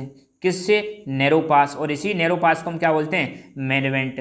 Main went. और नीचे क्या निकल के आता है? उसमें से लावा निकल के आता है। क्या निकल के आ रहा है? लावा निकल के आता है। It creates turbulence inside the अर्थ। इसकी वजह से अर्थ में क्या आते हैं? टर्बुलेंस, मतलब हलचल पैदा हो जाती है। And when volcano erupts it shakes the earth. तो कई बार वोल्केनिक इरप्शन होता है ना, तो उस समय अर्थक्वेक भी आता है। अब वोल्केनिक इरप्शन होता है बहुत तेज धमाका सा होता है, धमाका सा होता है। आपने देखा हो ना, कई बार मतलब पटाखे भी चलाते हैं दीपावली पे, तो धमाका इतना भयंकर होता है तो हिल जाते हैं आसपास। तो वोल्केनिक इरप्शन में तो भयंकर तरीके से धमाका होता है। तो जब ये वोल्केनो इरप्ट करते हैं, इरप्ट मतलब जब ये फटते हैं, वोल्केनो जब ज्वालामुखी फटते हैं तो उस समय पृथ्वी भी क्या हो जाती है? हिल जाती है। सेक का मतलब हिल जाती है। During volcanic eruption smoke, S, vapour, gases comes out. तो जो वोल्केनिक इरप्शन होगा तो स्मोक, धुआं निकलेगा, एस निकलेगी, वेपर, गैसेस, ये सारी चीज़ें भी निकल के आती हैं। Islands in the Pacific ocean have numerous volcanoes. अब जो हमारा प्रशांत महासागर है, पैसिफिक ओशियन है, आपको पता है पैसिफिक ओशियन सबसे बड़ा ओशियन है, तो इसमें जो आइलैंड्स हैं वहाँ पे कई सारे वोल्केनोज पाए जाते हैं। Hot springs are form due to volcano. कई बार क्या है, वोल्केनिक इरप्शन होने की वजह से हॉट स्प्रिंग्स बन जाती हैं। हॉट स्प्रिंग्स में क्या होता है? ज़मीन में से, अब मान लो वोल्केनिक इरप्शन हो गया तो यहाँ से एक ओपनिंग हो गई, तो इस ओपनिंग में होके क्या होता है, कई बार पानी निकलता है या कई बार भाप सी निकलती है गर्मा गर्म, क्योंकि नीचे क्या है आपको पता है ज़्यादा टेम्परेचर है। तो अगर यहाँ पानी वानी भर गया तो वो पानी गर्म होके क्या क्या किसका रूप ले लेता है? स्प्रिंग का रूप ले लेता है, और वहाँ से मतलब गर्मा गर्म थोड़ा थोड़ा पानी निकलता रहता है। कई जगह पे ये चीज़ आपको देखने को मिलेगी वर्ल्ड के कई सारे प्लेसेस पे, जहाँ पर गर्म पानी निकलता है, और कई जगह पे तो ऐसे वाटर वेपर भी निकलती है, और उससे एनर्जी भी बना लेते हैं। कई जगह पे एनर्जी भी क्रिएट होती है, इलेक्ट्रिकल एनर्जी, जिसको हम बोलते हैं जियोथर्मल एनर्जी। ठीक है, तो ध्यान रहना, वोल्केनिक इरप्शन जहाँ पे होता है उसकी वजह से हॉट स्प्रिंग भी बन जाती हैं, जहाँ पे मतलब गर्म पानी निकलता है या वाटर वेपर निकलती है। ठीक है, some volcanoes are active and some are inactive. अब आज की डेट में कई जगह पे कुछ वोल्केनो तो ऐसे हैं जिनको इरप्ट हुए, ज्वालामुखी को फटे कई सालों हो गए, तो जब वोल्केनो फटना बंद कर देते हैं तो उनको हम क्या बोलते हैं? इनएक्टिव। और कई जगह ऐसी हैं जहाँ पे वोल्केनिक इरप्शन होता रहता है, महीने में, 2 महीने में, साल में, 2 साल में। तो जहाँ पे वोल्केनो चालू हैं, कभी भी फट सकते हैं, उनको एक्टिव वोल्केनोज बोलते हैं। जो ज्वालामुखी फटे हुए, उनको इरप्ट हुए बहुत सालों हो गए, या उनका कोई अभी तक रिकॉर्ड ही नहीं, तो उनको हम क्या बोल देते हैं? इनएक्टिव। तो कई बार क्या होता है, ये बिल्कुल बंद भी हो जाते हैं। ठीक है, तो many useful chemicals like sulphur, boric acid and precious metals comes out with lava. तो जब ये लावा बाहर निकलता है तो इसके साथ बहुत सारी चीज़ें आती हैं, कई सारी केमिकल्स आते हैं, जैसे सल्फर, बोरिक एसिड, और कई सारे प्रीशियस मेटल्स भी निकल कर आते हैं। ठीक है, तो बहुत भयानक कंडीशन आती है जब वोल्केनिक इरप्शन होता है। तो अर्थक्वेक भी आता है, और अर्थक्वेक में देखो क्या हालत हो गई, घर वर गिर जाते हैं, सड़क वड़क टूट जाती हैं। ये अर्थक्वेक का रिजल्ट है। ठीक है, अर्थक्वेक के बारे में हम आगे पढ़ेंगे। ठीक है, बस आज के लेक्चर में इतना ही, देखते हैं बाकी चीज़ें हम नेक्स्ट वाले लेक्चर में कवर करेंगे। आज के लिए इतना ही। Thank you so much. Keep learning, keep enjoying, and God bless you all. Hello my dear friends, welcome to lucky education. और आज हम देखेंगे लेक्चर नंबर 4 क्लास 10th की साइंस, स्ट्रक्चर ऑफ अर्थ अपना टॉपिक चल रहा है। ठीक है, इससे पहले एक छोटी सी सूचना है, हमारी ऐप आ चुकी है लकी एजुकेशन, तो ऐप डाउनलोड करें गूगल प्ले स्टोर से, और क्लास 10th का साइंस का पूरा की पूरा सिलेबस आपको यहाँ पर मिलेगा। क्लास 10th साइंस के नाम से यहाँ पर आपको चैप्टर वाइज वीडियोज़, सारे के सारे नोट्स, टेस्ट क्वेश्चन, ये सारी चीज़ें आपको मिलेंगी। तो आप ऐप डाउनलोड करें और कोर्स को ज्वाइन करें। आज जो टॉपिक हम डिस्कस करने वाले हैं वो है हमारा अर्थक्वेक। ठीक है, अर्थक्वेक के बारे में डिस्कस करेंगे। अर्थक्वेक आप जानते हो, अर्थक्वेक का मतलब क्या होता है? भूकंप। तो जब भूकंप आता है तो बहुत सारा डैमेज होता है, आपको पता है बिल्डिंग्स की बिल्डिंग गिर जाती हैं, रोड क्रैक हो जाते हैं, डैम टूट जाते हैं, बहुत सारे मतलब चेंजेज आते हैं। ठीक है, ये जो सड़क टूटी हुई ये भी किसका रिजल्ट है? अर्थक्वेक का। भूकंप जब आता है तो आपको पता है अर्थ हिलने लगती है, पृथ्वी हिलने लगती है, और जब हिलने लगती है तो बहुत सारे डैमेज होते हैं। ये टावर्स टूट जाते हैं, रेलवे की जो लाइन्स होती हैं वहाँ पर डिफॉर्मेशन आ जाता है, बहुत सारे चेंजेज आते हैं, जान माल की बहुत ज़्यादा क्या होती है? हानि होती है। अब यहाँ पे एक चीज़ समझो, देखो अर्थक्वेक आने से एक तो फॉल्ट मतलब क्रैक डेवलप हो जाते हैं। क्या डेवलप हो जाते हैं? क्रैक। दूसरा फोकस और एपी सेंटर, इसमें मतलब समझ लो, देखो ये अर्थ की सरफेस है और अर्थ की सरफेस में नीचे अंडरग्राउंड की हम बात कर रहे हैं, तो जहाँ से अर्थक्वेक ऑरिजिनेट हो रहा है, जहाँ से अर्थक्वेक शुरुआत हो रही है उसको हम क्या बोलते हैं? फोकस बोलते हैं। क्या बोलेंगे? फोकस बोलेंगे। ठीक है, तो जहाँ अर्थक्वेक ऑरिजिनेट हो रहा है फोकस, फिर ये ऊपर जाएगा, तो अर्थ की सरफेस पर फोकस के जस्ट ऊपर वाला जो पॉइंट होता है उसको हम क्या बोलते हैं? AP centre. और फिर यहाँ से ये चारों तरफ क्या करता है? ट्रेवल करता है। ध्यान रखना इन दोनों में अंतर है। ठीक है ना? तो shaking of earth surface is called earthquake. Earth की सरफेस का हिलना क्या कहलाता है? अर्थक्वेक कहलाता है। It is the effect of internal moulding force. Earthquake आपको पता ही है, लास्ट वाले वीडियो जो मैंने बताया था, इंटरनल माउल्डिंग फोर्सेस या इंटरनल टेक्टोनिक फोर्सेस होते हैं, उसका प्रभाव होता है। The place where earthquake originate is called focus. जहाँ पे अर्थक्वेक स्टार्ट होता है उसको हम क्या बोलते हैं? फोकस। हालांकि बुक में इसको एपी सेंटर दे रखा है जो कि गलत है। ठीक है, एपी सेंटर क्या होता है? फोकस के जस्ट ऊपर वाला पॉइंट, उसको हम क्या बोलते हैं? एपी सेंटर बोलते हैं, जो कि अर्थ की सरफेस पर होता है। ठीक है, from here waves of earthquake spread to all around, यहीं से चारों तरफ फैलती हैं, रीचेस टू अर्थ सरफेस, और यहीं से कहाँ पहुंच जाती हैं? अर्थ की सरफेस तक भी ये वेव्स पहुंच जाती हैं। किसकी? अर्थक्वेक वाली। When earthquake happens at the bottom of the ocean, it is called submarine earthquake. जब earthquake समुद्र के बॉटम में ऑरिजिनेट हो रहा है या हो रहा है उसको हम क्या बोलते हैं? सबमेरीन अर्थक्वेक बोलते हैं। ठीक है, तो ये जस्ट वही चीज़ समझाई जा रही है। फोकस क्या है? एपी सेंटर क्या है? तो ये अर्थ की ऊपर वाली सरफेस है, नीचे जहाँ पे अर्थक्वेक स्टार्ट हो रहा है, ऑरिजिनेट हो रहा है, उसको हम क्या बोलते हैं? फोकस बोलते हैं। ठीक है, the point within the earth where rock under stress breaks is called focus. तो यहाँ पर रॉक्स ब्रेक हो जाती हैं या टूट जाती हैं या फिर टक्कर होती है। देखो अर्थक्वेक होता कब है? जब हमारी जो पृथ्वी की जो टेक्टोनिक प्लेट्स हैं वो आपस में टकराती हैं, तो क्या जनरेट होता है? अर्थक्वेक जनरेट होता है। तो अंडरग्राउंड मतलब नीचे, अर्थ की सरफेस के नीचे, तो जहाँ से अर्थक्वेक की वेव्स स्टार्ट हो रही हैं उसको हम क्या बोलते हैं? फोकस बोलते हैं। और उसके जस्ट ऊपर अर्थ की सरफेस पर जो पॉइंट होता है उसको हम क्या बोलते हैं? एपी सेंटर बोलते हैं। तो ठीक है, तो इनकी डेफिनेशन लिखना चाहो तो आप लिख सकते हो, the point on the earth surface located directly above the focus is called AP centre. Focus के जस्ट ऊपर अर्थ की सरफेस पर जो पॉइंट होता है उसको एपी सेंटर बोलते हैं। और फोकस क्या होता है? The location where earthquake begins, जहाँ से अर्थक्वेक की शुरुआत होती है उसको हम क्या बोलते हैं? फोकस बोलते हैं। मेजर कैसे करते हैं? मेजर करने के लिए रिएक्टर स्केल होती है, ध्यान रखना। The intensity of earthquake is measured by Richter scale. Richter scale पर इसको क्या किया जाता है? मेजर किया जाता है। तो पूछा जा सकता है मेजर करने के लिए। और अगर इसको डिटेक्ट करना है, पता करना है कि अर्थक्वेक आया कि नहीं आया, देखो एक तो मेजर करता है और मेजर करके ये भी बताता है कि कितनी इंटेंसिटी का है। आपने देखा होगा न्यूज़पेपर में आती है कि अर्थक्वेक यहाँ पे आया, इसका एपिसेंटर ये है और इसका मैग्नीट्यूड इतना है। तो मैग्नीट्यूड कौन बताता है? रिएक्टर स्केल बताती है। ठीक है, ज़्यादा मैग्नीट्यूड होगा तो ज़्यादा डेंजरस होता है अर्थक्वेक। ये सिस्मोग्राफ, एक और इंस्ट्रूमेंट है जिसका नाम है सिस्मोग्राफ या seismometer. Is an instrument use to detect और रिकॉर्ड अर्थक्वेक। ये सिर्फ डिटेक्ट करता है और रिकॉर्ड करता है, पता लगाता है कि हाँ भाई अर्थक्वेक आया। तो डिटेक्ट करने के लिए, रिकॉर्ड करने के लिए सिस्मोग्राफ। कितना खतरनाक है, कितना इंटेंसिटी है उसकी, मेजर करने के लिए रिएक्टर स्केल हम यूज करते हैं। रिएक्टर स्केल की वैल्यू जो होती है वो 1 से 10 तक होती है। अगर रिएक्टर स्केल पर 4 तक है, रिएक्टर स्केल में जो वैल्यू आ रही है अर्थक्वेक की वो कितनी? 4 तक, तो इसको हम बोलते हैं वीक अर्थक्वेक। इसका हमें पता भी नहीं चलता। 5.5 तक है तो ये स्ट्रॉन्ग अर्थक्वेक है। और बियॉन्ड 6 से ज़्यादा है तो डेवास्टेटिंग प्रभाव होगा। डेवास्टेटिंग मतलब बहुत ही ज़्यादा नुकसान पहुँचा सकता है। और 7 से ऊपर जाने पर तो हाईली डेवास्टेटिंग मतलब बहुत ही ज़्यादा प्रलय मचा देगा अगर इतने ज़्यादा अर्थक्वेक आता है, 7 से ज़्यादा। ठीक है, अब बात करते हैं हम अर्थक्वेक जोन की। तो इंडिया को 5 अर्थक्वेक जोन में डिवाइड किया जा सकता है। ठीक है, 5 अर्थक्वेक जोन में डिवाइड किया गया है। जम्मू कश्मीर, यहाँ पर जम्मू कश्मीर है। हिमाचल प्रदेश, इसके नीचे हिमाचल प्रदेश है। उत्तराखंड, यहाँ पर उत्तराखंड है। ये बहुत ही ज़्यादा रिस्की जोन है। तो ध्यान देना, जो हिमालय वाली जो ये बेल्ट है ये पूरी की पूरी किस में है? रिस्क में, ये खतरे में। क्योंकि यहाँ पर अगर आपने ज्योग्राफी पढ़ी हो तो मैंने बताया था उसमें कि इंडिया वाली जो प्लेट है वो लगातार यूरेशिया वाली प्लेट को क्या कर रही है? हिट कर रही है, जिसकी वजह से ये वाला जो हिस्सा है ये लगातार कैसा है? अनस्टेबल है। तो इसलिए इस वाले हिस्से में क्या है? बहुत ही ज़्यादा क्या आते हैं? अर्थक्वेक आते हैं।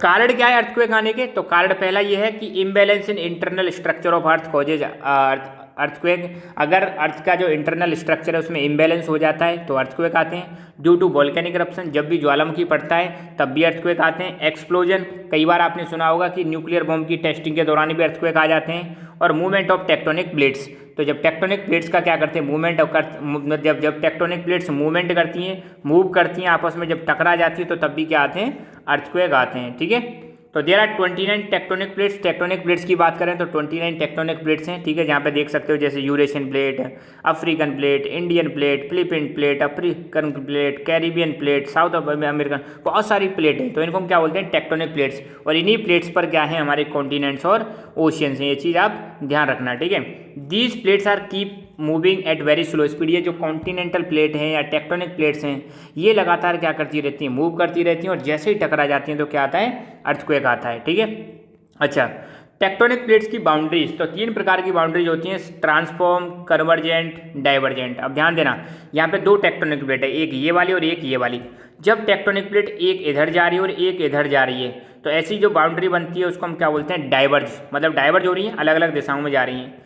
जब बाउंड्रीज एक टेक्टोनिक प्लेट ऐसे आ रही है इधर की तरफ और एक इधर से आ रही है तो आपस में टकराएंगी, तो उसको हम क्या बोलेंगे, कन्वर्जेंट बाउंड्री।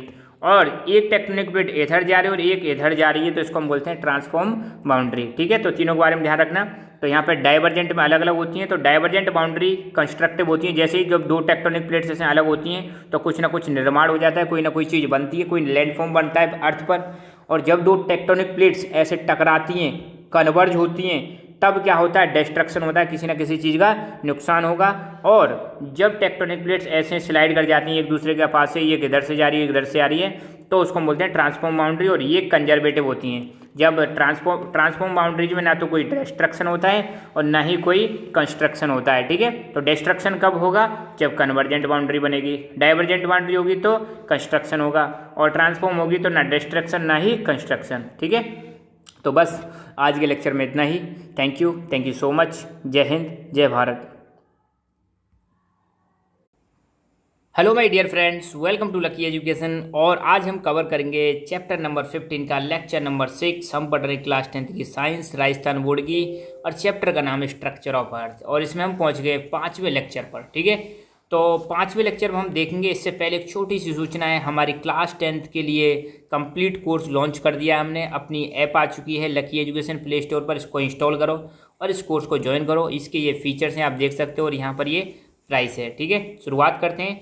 यहाँ पे आप देख के पता लगा सकते हो, हम डिस्कस करेंगे सुनामी के बारे में। सुनामी आपने सुना होगा, बहुत ही ज़्यादा भयंकर होती हैं, और जनरली ये कोस्टल एरिया में आती हैं। अगर ये मान लो अपने इंडिया का मैप है, तो ठीक है, तो ये वाला क्या है, कोस्टल एरिया। इधर आपको पता है बे ऑफ बंगाल है, और इधर आपको पता है अरेबियन सी है। और ओशियन में ही क्या आती हैं, सुनामी आती है। जब सुनामी आती हैं तो जो अपने कोस्टल एरिया है, कैसे एरिया, कोस्टल एरिया में बहुत ही ज़्यादा क्या होता है, नुकसान होता है। जनधन की हानि होती है, बिल्डिंग्स टूट जाती हैं।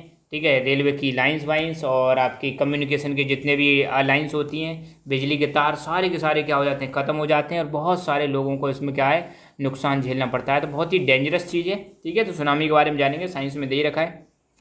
तो सुनामी क्या होती है, तो tsunami is a Japanese word, ध्यान रखना। सुनामी जो है इसको ये एक जापानीज वर्ड है, और जिसका मतलब होता है ocean waves with high energy. Ocean की वेव्स, और कैसी एनर्जी, जिनकी हाई एनर्जी। मतलब आपको पता है ओशियन में वेव्स तो आती हैं, लहरें तो चलती रहती हैं, मगर जब सुनामी आती है तो लहरें बहुत ज़्यादा डेंजरस होती हैं, बहुत ही ज़्यादा पावरफुल होती हैं, और बहुत ही ऊंची ऊंची होती हैं, और बहुत तेज़ गति से आती हैं। और जब ये लहरें बहुत तेज़ गति से आती हैं, ज़्यादा एनर्जी के साथ आती हैं, तो कोस्टल एरिया में रहने वाले लोगों का क्या कर देती हैं, बहुत ही ज़्यादा नुकसान कर देती है। ठीक है, भारत में भी सुनामी आई थी 2004 में, जो सुनामी आई थी बहुत ही ज़्यादा नुकसान हुआ था। तमिलनाडु वाले रीजन में बहुत सारी चीज़ें क्या हो गई थी, नष्ट हो गई थी, बहुत ही ज़्यादा लोगों की डेथ हुई थी। मतलब दिक्कत ही दिक्कत है। तो ध्यान रखना, सुनामी क्या है, एक जापानीज वर्ड है, और जिसका मतलब होता है ओशन की वेव्स विद हाई एनर्जी। और ये सुनामी क्यों आती है? ये आती है इंटरनल माउल्डिंग या टेक्टोनिक फोर्सेस की वजह से। मैंने एग्जांपल में बताया था आपको कि जो इंटरनल फोर्सेस होते हैं, माउल्डिंग फोर्सेस होते हैं, उनकी वजह से क्या आती है? सुनामी आती है। और tsunami causes very high waves with high energy. Tsunami जब आती है तो समुद्र में बहुत हाई वेव्स आती हैं, ऊंची ऊंची वेव्स आती हैं, और ये वेव्स बहुत ही ज़्यादा पावरफुल होती हैं, बहुत ही ज़्यादा इनके पास एनर्जी होती है। तो सुनामी आती कब है? देखो, एक चीज ध्यान रखना है, जब ओशियन में अर्थक्वेक आते हैं तो उसकी वजह से आती है सुनामी, ठीक है, जिनको हम बोलते हैं सबमेरीन अर्थक्वेक। और जब अर्थक्वेक की इंटेंसिटी कितनी हो, मोर देन 7, अगर रेक्टर स्केल पर सुनामी की इंटेंसिटी कितनी हो, रेक्टर स्केल पर अर्थक्वेक की इंटेंसिटी कितनी हो, 7 से ज़्यादा हो, ठीक है। कहाँ पर? ये वाले कौन से अर्थक्वेक की बात कर रहे हैं? जो ओशियन के बॉटम में आ रहा है, उसकी वजह से सुनामी आती है, ठीक है। तो earthquake more than 7 Richter scale at the bottom of the ocean is the prime region of the tsunami. तो कोई पूछ ले कि सुनामी कब आती है और क्यों आती है, तो आपको बताना सुनामी जब आती है जब हमारे ओशियन में अगर अर्थक्वेक आ रहा है और अर्थक्वेक की जो इंटेंसिटी है वो कितनी है, 7 रिक्टर स्केल से ज़्यादा है, तो क्या आती है? सुनामी आती हैं, ठीक है। और अर्थक्वेक क्यों आते हैं तो आपको पता ही है, जो टेक्टोनिक प्लेट्स हैं जब ये आपस में टकराती हैं तो उसकी वजह से क्या आती हैं? अर्थक्वेक आते हैं, और जिसकी वजह से पृथ्वी हिल जाती है। सुनामी की जो लहरें होती हैं, अब मान लो सुनामी में जो लहरें आती हैं वो कितनी डायरेक्शन में जाती हैं। अब मान लो ये ओशियन है, यहाँ से मान लो एपी सेंटर है, यहाँ से लहरें जनरेट हो रही हैं, तो लहरें किधर किधर जाती हैं? एपी सेंटर से कहाँ कहाँ जाती हैं? तो एपी सेंटर क्या होता है? जहाँ पे मतलब ये चीज़ जनरेट हो रही है सुनामी। तो एपी सेंटर से सुनामी की जो सुनामी होती है ये 2 डायरेक्शन में ट्रेवल करती है। एक तो कोस्ट की तरफ, कोस्ट मतलब जैसे मैंने बताया था इंडिया का नीचे वाला मैप है पेनिनसुलर इंडिया, तो ये वाला जो रीजन है इसको हम बोलते हैं कोस्टल रीजन। तो सुनामी एक तो कहाँ पर जाती है? कोस्ट की तरफ जाती है, दूसरा टुवार्ड्स द ओशियन, एक ओशियन की तरफ। तो ध्यान रखना, अपने एपी सेंटर से सुनामी एक तो ओशियन की तरफ जाती है और किधर जाती है? कोस्टल एरिया की तरफ जाती है, ठीक है। Tsunami which moves toward the coast causes destruction. अब जो सुनामी किधर की तरफ जा रही है? कोस्ट की तरफ जाती है, उससे क्या होता है? बहुत ही ज़्यादा विध्वंस होता है, बहुत ही ज़्यादा नुकसान होता है, बहुत ही ज़्यादा प्रलय आती है। अब देखो, ओशियन में जब सुनामी जा रही है तो ओशियन में तो आपका कोई बिल्डिंग तो है नहीं, लोग तो रह नहीं रहे, तो वहाँ पे तो कोई ज़्यादा खास दिक्कत आने वाली नहीं है। मगर आपको पता है कोस्टल एरिया में बहुत सारे आपने स्टेट्स हैं, इंडिया के कोस्टल स्टेट्स हैं, जैसे गुजरात, गोवा, महाराष्ट्र, कर्नाटक, केरल, तमिलनाडु, आंध्र प्रदेश, उड़ीसा, वेस्ट बंगाल, ये कैसे स्टेट्स हैं आपके?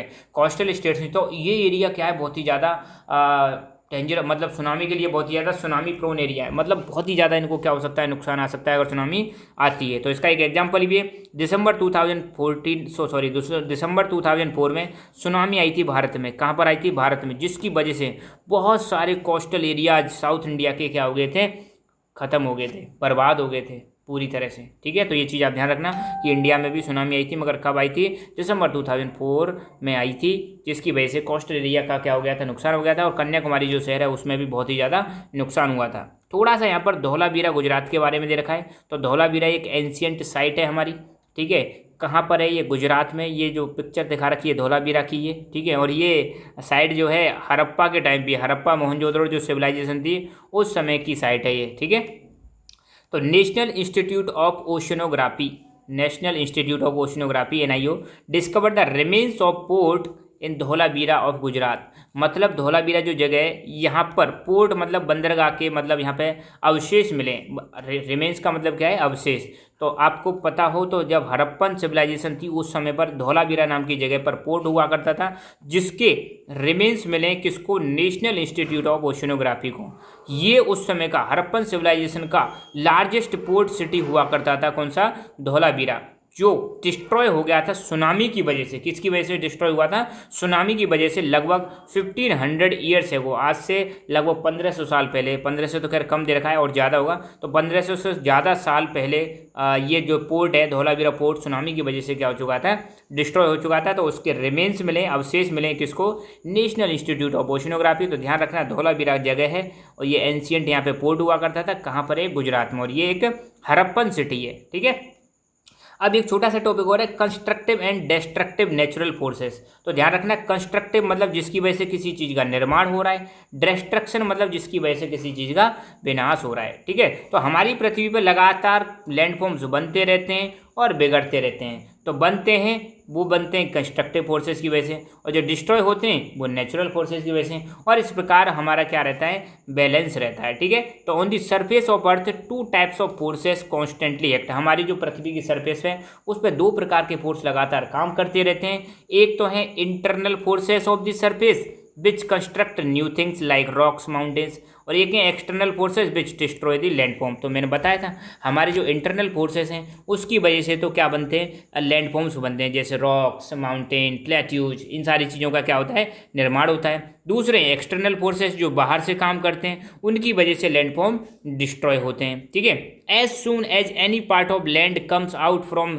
Water external tectonic forces attack it. जैसे ही कोई लैंड का पार्ट नीचे से ऊपर उठता है तो जो एक्सटर्नल टेक्टोनिक एनर्जीज हैं वो इस पर क्या कर देती हैं, अटैक कर देती हैं, और this effort is to equalise new form and shape. और इसकी वजह से क्या होता है, जो नया लैंड फॉर्म बनाए उसको डिस्ट्रॉय करके इक्वलाइज कर देते हैं, बराबर कर देते हैं। मतलब कहने का ये है कि हमारी पृथ्वी भी क्या करती रहती है, चीज़ों को बैलेंस करती रहती है। अब ये ऐसा नहीं है कि एक दिन का काम है, इसको होने में लाखों करोड़ों साल लग जाते हैं। तो पृथ्वी पर लगातार चीज़ें बनती हैं, कंस्ट्रक्ट होती हैं, तो उसका रीजन है इंटरनल टेक्टोनिक फोर्सेस या इंटरनल फोर्सेस, और चीज़ें डिस्ट्रॉय होती हैं उसका रीजन क्या है, एक्सटर्नल फोर्सेस। एक्सटर्नल में जैसे लगातार इरोजन हो रहा है, वेदरिंग हो रही है, तो ये एक्सटर्नल में आ गए। इंटरनल में आपको पता है माउंटेन्स बन रहे हैं, ठीक है, और आपके प्लेट्यूज बन रहे हैं, ये सारे किसके रिजल्ट हैं, या सुनामी आ रही है, या फिर आपका, अब सुनामी की वजह से तो कुछ नहीं बनता, मगर हाँ वोल्केनिक इरप्शन की वजह से रॉक्स बनती हैं आपकी। ठीक है, कौन सी,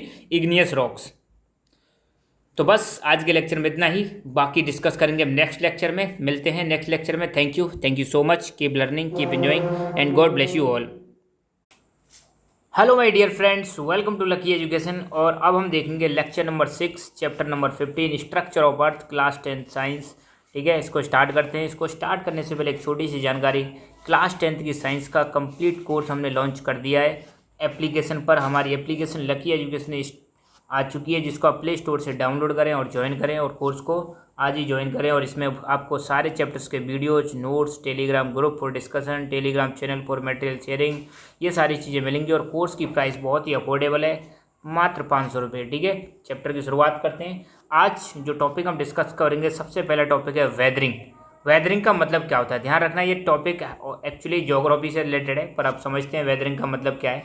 वेदरिंग का मतलब है ब्रेक डाउन ऑफ रॉक्स। जो आपकी रॉक्स होती हैं, जो चट्टान होती हैं, उनका ब्रेक डाउन होना क्या कहलाता है, वेदरिंग कहलाता है। अब ये ब्रेक डाउन किसी भी वजह से हो, चाहे सन की हीट की वजह से हो, या फिर फिजिकल एक्टिविटीज़ की वजह से हो, या बायोलॉजिकल एक्टिविटीज़ की वजह से हो, या केमिकल एक्टिविटीज़ की वजह से हो, किसी भी वजह से रॉक्स का ब्रेक डाउन होना क्या कहलाता है, वेदरिंग कहलाता है। तो ये रॉक्स आपको ये दिखाई दे रही है, ये सब किसका रिजल्ट है, ये वेदरिंग का ही रिजल्ट है। ठीक है, तो वेदरिंग का ये पिक आप ध्यान रखना।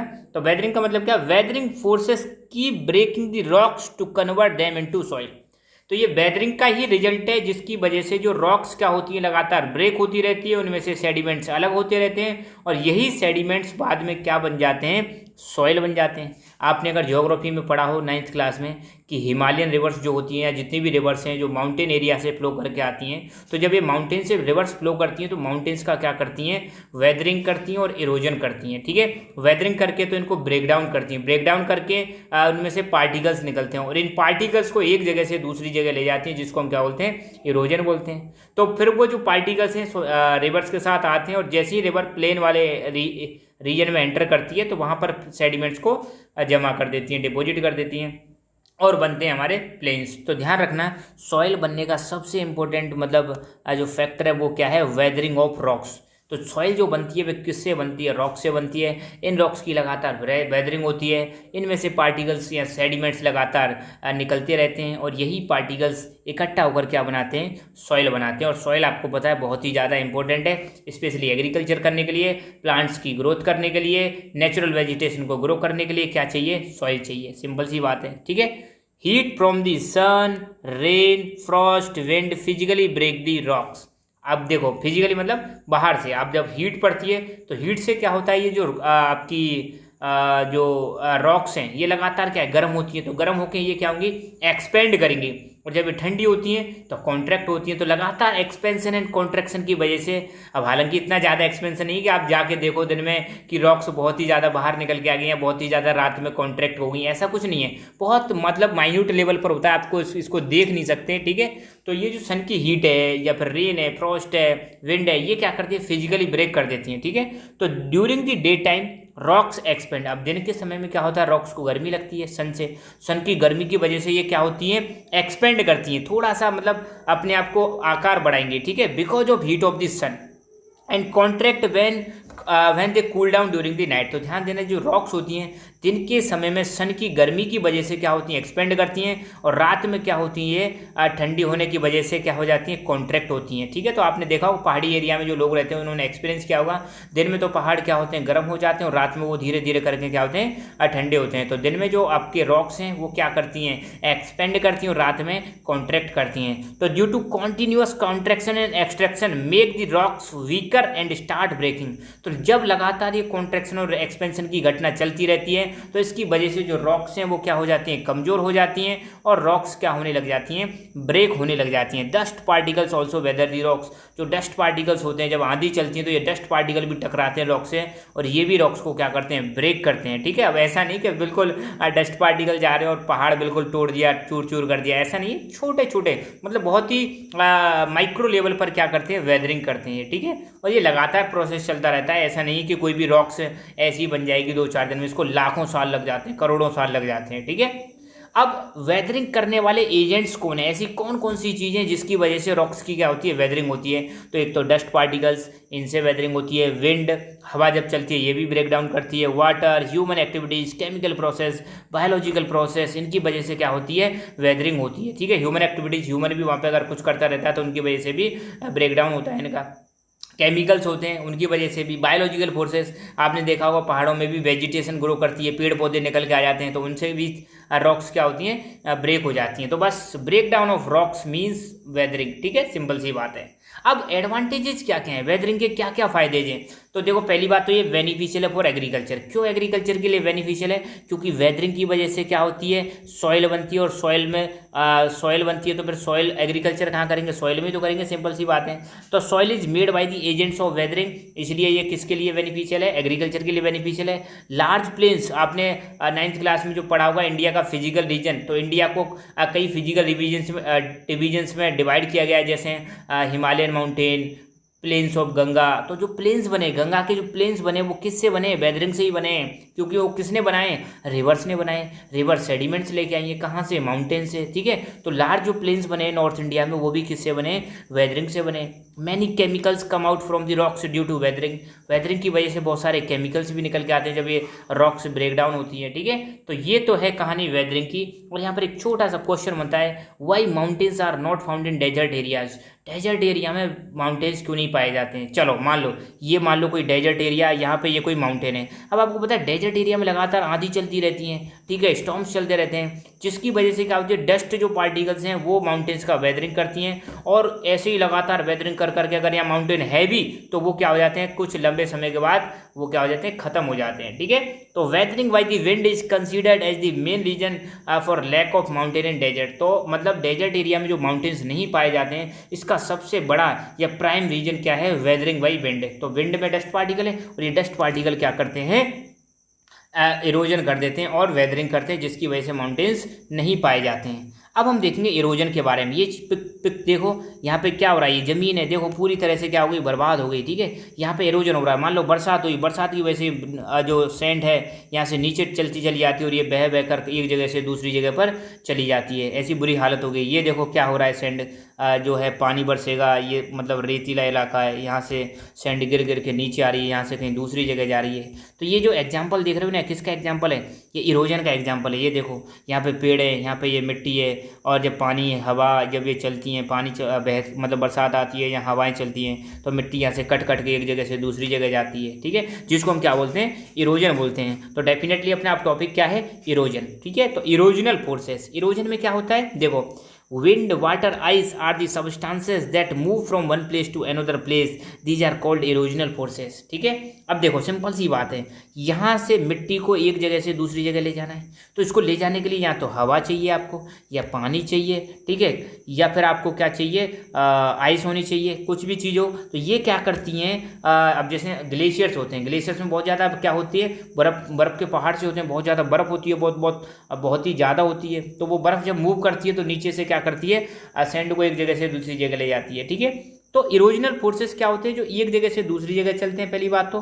ठीक है, और ये क्या करते हैं, इरोजन करते हैं, कटाव करते हैं। किसका इरोजन करते हैं, सिंपल सी बात है, जो भी लैंड मास है उसका क्या करेंगे, इरोजन करेंगे। तो इरोजन करने वाले फोर्सेस में कौन कौन आते हैं, विंड वाटर आइस, ये ऐसे सब्सटेंस है जो एक जगह से दूसरी जगह चलते हैं, इन्हीं को हम इरोजनल फोर्सेस कहते हैं। जब एक जगह से दूसरी जगह चलते हैं, आपने देखा होगा हवा यहाँ से यहाँ चल रही तो यहाँ से मिट्टी को इधर ले जाएगी, पानी इधर से इधर मूव कर रहा है तो यहाँ से मिट्टी को इधर ले जाएगा। ठीक है, तो इसलिए इनको हम क्या बोलते हैं, इरोजनल फोर्सेस, इरोजन करते हैं, कटाव करते हैं। Big structures break and flow away when they come in the path of air water ice. बड़े बड़े जो स्ट्रक्चर्स होते हैं, चाहे वो रॉक्स हो, चाहे वो आपके प्लेट्यूज हो, या मिट्टी का ढेर हो, या फिर सैंड ड्यून्स हो, कुछ भी हो, ये बड़े बड़े जब स्ट्रक्चर ये क्या हो जाते हैं, ब्रेक हो जाते हैं, फ्लो अवे, एक जगह से दूसरी जगह फ्लो करने लग जाते हैं, जब ये एयर वाटर और आइस के कॉन्टेक्ट में आते हैं। आपने देखा होगा या सुना होगा आपने, जो थार डेजर्ट है उसमें सैंड ड्यून्स पाए जाते हैं, रेत के टीले पाए जाते हैं। यही रेत के टीले जब हवा चलती है तो यहाँ से उठकर कभी यहाँ आ गया और यहाँ से यहाँ आ गया, तो ये जो रेत के टीले होते हैं, जिनको सैंड ड्यून्स बोलते हैं, जिनको धौरे बोलते हैं लोकल भाषा में, ये सैंड ड्यून्स एक जगह से दूसरी जगह जाते हैं। किसकी वजह से जाते हैं, एयर की वजह से जाते हैं। एयर जब मूव करती है तो एयर क्या हो गया, इरोजनल फोर्स हो गया। ठीक है, air water ice works as the agent of weathering, ये वेदरिंग के एजेंट की तरह भी काम करते हैं, ये हमने लास्ट वाले टॉपिक में देखा था। They carry rock soil from weathering place to new location. तो ध्यान रखना, ये जो चीज़ है, क्या चीज़ आपकी, एयर वाटर और विंड और आइस, ये जब चलते हैं तो ये क्या करते हैं, रॉक और सॉइल को वेदरिंग वाली जगह से एक जगह से दूसरी जगह, देखो अब ये क्या, मान लो कोई रॉक है, इसका ब्रेक डाउन हुआ तो इसमें से पार्टिकल्स आ गए, ठीक है, छोटे छोटे पार्टिकल्स। अब जब हवा चलेगी तो ये पार्टिकल्स एक जगह से दूसरी जगह, जब पानी आएगा तो ये पार्टिकल्स एक जगह से दूसरी जगह। जब पार्टिकल्स एक जगह से दूसरी जगह जाते हैं, ये तो हो गया इरोजन। और जब किसी रॉक्स का ब्रेक डाउन होना, वो क्या कहलाता है, हमारा वेदरिंग कहलाता है। ठीक है, तो बस इस वाले लेक्चर में इतना ही, वेदरिंग एंड इरोजन के बारे में। आई होप आपको समझ में आ गया होगा। ठीक है, नहीं आया तो दोबारा इसको चला के देखें, आ जाएगा। और बस मिलते हैं फिर अगले वीडियो में। Thank you so much. जय हिंद, जय Bharat. Hello my dear friends, welcome to lucky education. और आज हम देखेंगे lecture number 7, chapter number 15, structure of earth, class 10 science, Rajasthan board की हम कवर कर रहे हैं और जनरल साइंस हम पढ़ रहे हैं। ठीक है, तो स्ट्रक्चर ऑफ अर्थ में हम अगला टॉपिक हम देखेंगे पावर ऑफ विंड। विंड की क्या पावर होती है, तो भैया विंड की तो बहुत खतरनाक पावर होती है। आप जानते हो, विंड मतलब हवा जब चलती है ना तो उड़ा देती है अच्छी अच्छी चीज़ों को। ठीक है, तो पता ही है आपको। तो पहली बात तो विंड किसका पार्ट है, देखो अपनी पृथ्वी पर आपको 3-4 स्फीयर देखने को मिलेंगे। अगर आपको किसी जगह पर पानी ही पानी मिले तो वो होता है हाइड्रोस्फीयर। अगर किसी जगह पर आपको हवा या गैस मिले उसको हम बोलते हैं एटमॉस्फेयर। और अगर किसी जगह पर आपको लैंड ही लैंड मिले उसको हम बोलते हैं लिथोस्फीयर। और जहाँ पर वाटर, एयर और लैंड तीनों चीज़ मिल जाए उसको हम बोलते हैं बायोस्फीयर। आई होप ये चीज़ आपको बचपन में आपने पढ़ी होंगी छोटी क्लासेस में। तो जहाँ पर पानी पाया जाता है उसको हम हाइड्रोस्फीयर बोलते हैं। जहाँ पर हवा पाई जाती है, गैस पाई जाती है, उसको एटमॉस्फेयर बोलते हैं। और जहाँ पर लैंड वाला पार्ट पाया जाता है, सॉलिड पोर्शन पाया जाता है, उसको लिथोस्फीयर बोलते हैं। और जहाँ पर तीनों चीज़ पाई जाती है उसको हम बोलते हैं बायोस्फीयर। ठीक है, तो ध्यान रखना, the blanket of air around the earth, पृथ्वी के चारों तरफ जो एयर की ब्लैंकेट है उसको हम क्या बोलते हैं, एटमॉस्फेयर बोलते हैं। तो एटमॉस्फेयर मतलब एयर। ठीक है, और आपको पता है एटमॉस्फेयर में कई सारी लेयर्स भी होती हैं। खैर that is not our part of the syllabus. आगे बढ़ते हैं। Apart from sustaining the life, wind works as the agent of weathering. Weathering मैंने आपको बताया था कि ब्रेकिंग ऑफ रॉक्स को ब्रेक करना, ब्रेक होना क्या कहलाता है, वेदरिंग कहलाता है। और ब्रेक करने वाली जो चीज़ होती है उनको वेदरिंग एजेंट बोलते हैं। जैसे आपने वाटर देखा था, आइस देखी थी और आपका विंड भी देखी थी।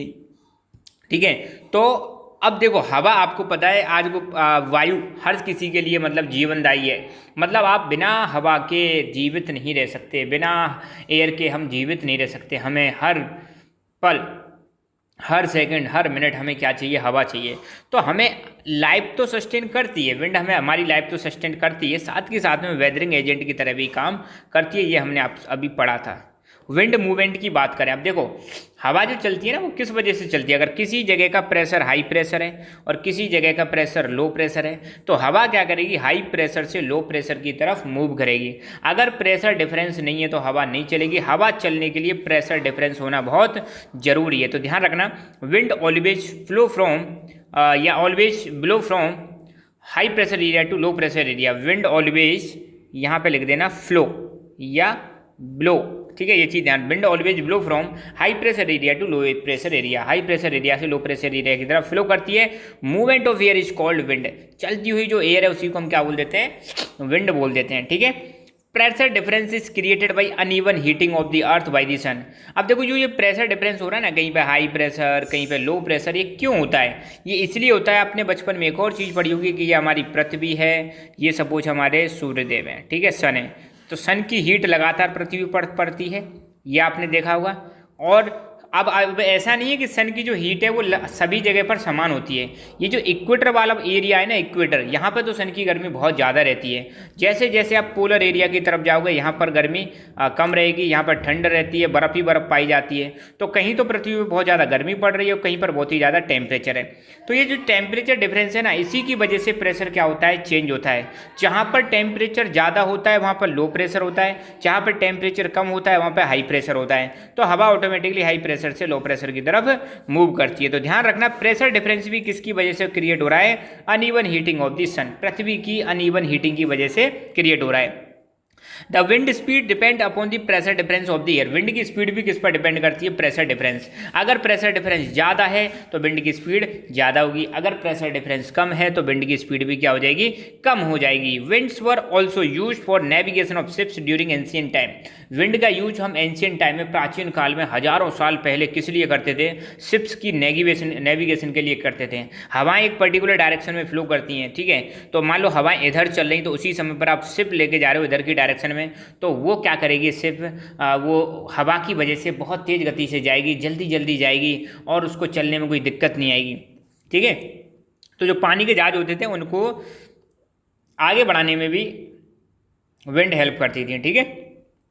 तो ध्यान रखना, हाई प्रेशर और लो प्रेशर, जहाँ पर सन की हीट पड़ती है, ज़्यादा गर्मी पड़ती है, वहाँ पर जनरली लो प्रेशर हो जाता है, और जहाँ पर सन की गर्मी कम पड़ती है वहाँ पर क्या हो जाता है, हाई प्रेशर हो जाता है, ठीक है।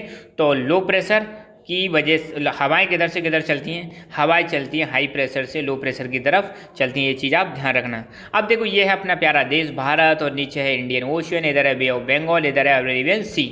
अब जो बरसात होती है ना, अपनी बरसात रेनफॉल जो होती है, तो हवाएं इधर से आती हैं, यूँ हवाएं आती हैं, ये हवाएं टकराएंगी और टकरा के यहाँ पर क्या करती हैं, मानसून जो विंड्स होती हैं इस वाले एरिया में बरसात करती हैं, फिर धीरे धीरे अंदर बढ़ती हैं और फिर यहाँ पर भी बरसात करेंगी, ठीक है। तो ये हवाओं का पैटर्न दिखा रखा है। अब देखो, अब हम बात करते हैं मानसून की। मानसून मतलब जब जो आपने देखा होगा जून की जैसी शुरुआत होती है, 1 जून को मानसून आ जाता है केरल में हिट करता है और केरल में बरसात होने लग जाती है जून 1 को, ठीक है। और नॉर्थ इंडिया में पहुंचते पहुंचते इसको टाइम लग जाता है, जुलाई तक मतलब ये मानसून पहुंचता है, ठीक है, 15 जुलाई के आसपास या जुलाई में अब के आसपास ये पहुंचने लग जाता है। आपने देखा होगा जैसे हमारे स्कूल खुलते हैं, फिलहाल तो स्कूल्स की बड़ी समस्या चल रही है कोरोना की वजह से, तो जैसे स्कूल्स खुलते हैं तो आपने देखा होगा बरसात स्टार्ट हो जाती है। तो इसकी शुरुआत कब से होती है, 1 जून से शुरुआत हो जाती है, मानसून आना स्टार्ट हो जाता है और फिर धीरे धीरे आगे बढ़ता है और अपने नॉर्थ इंडिया को भी कवर करता है, ठीक है।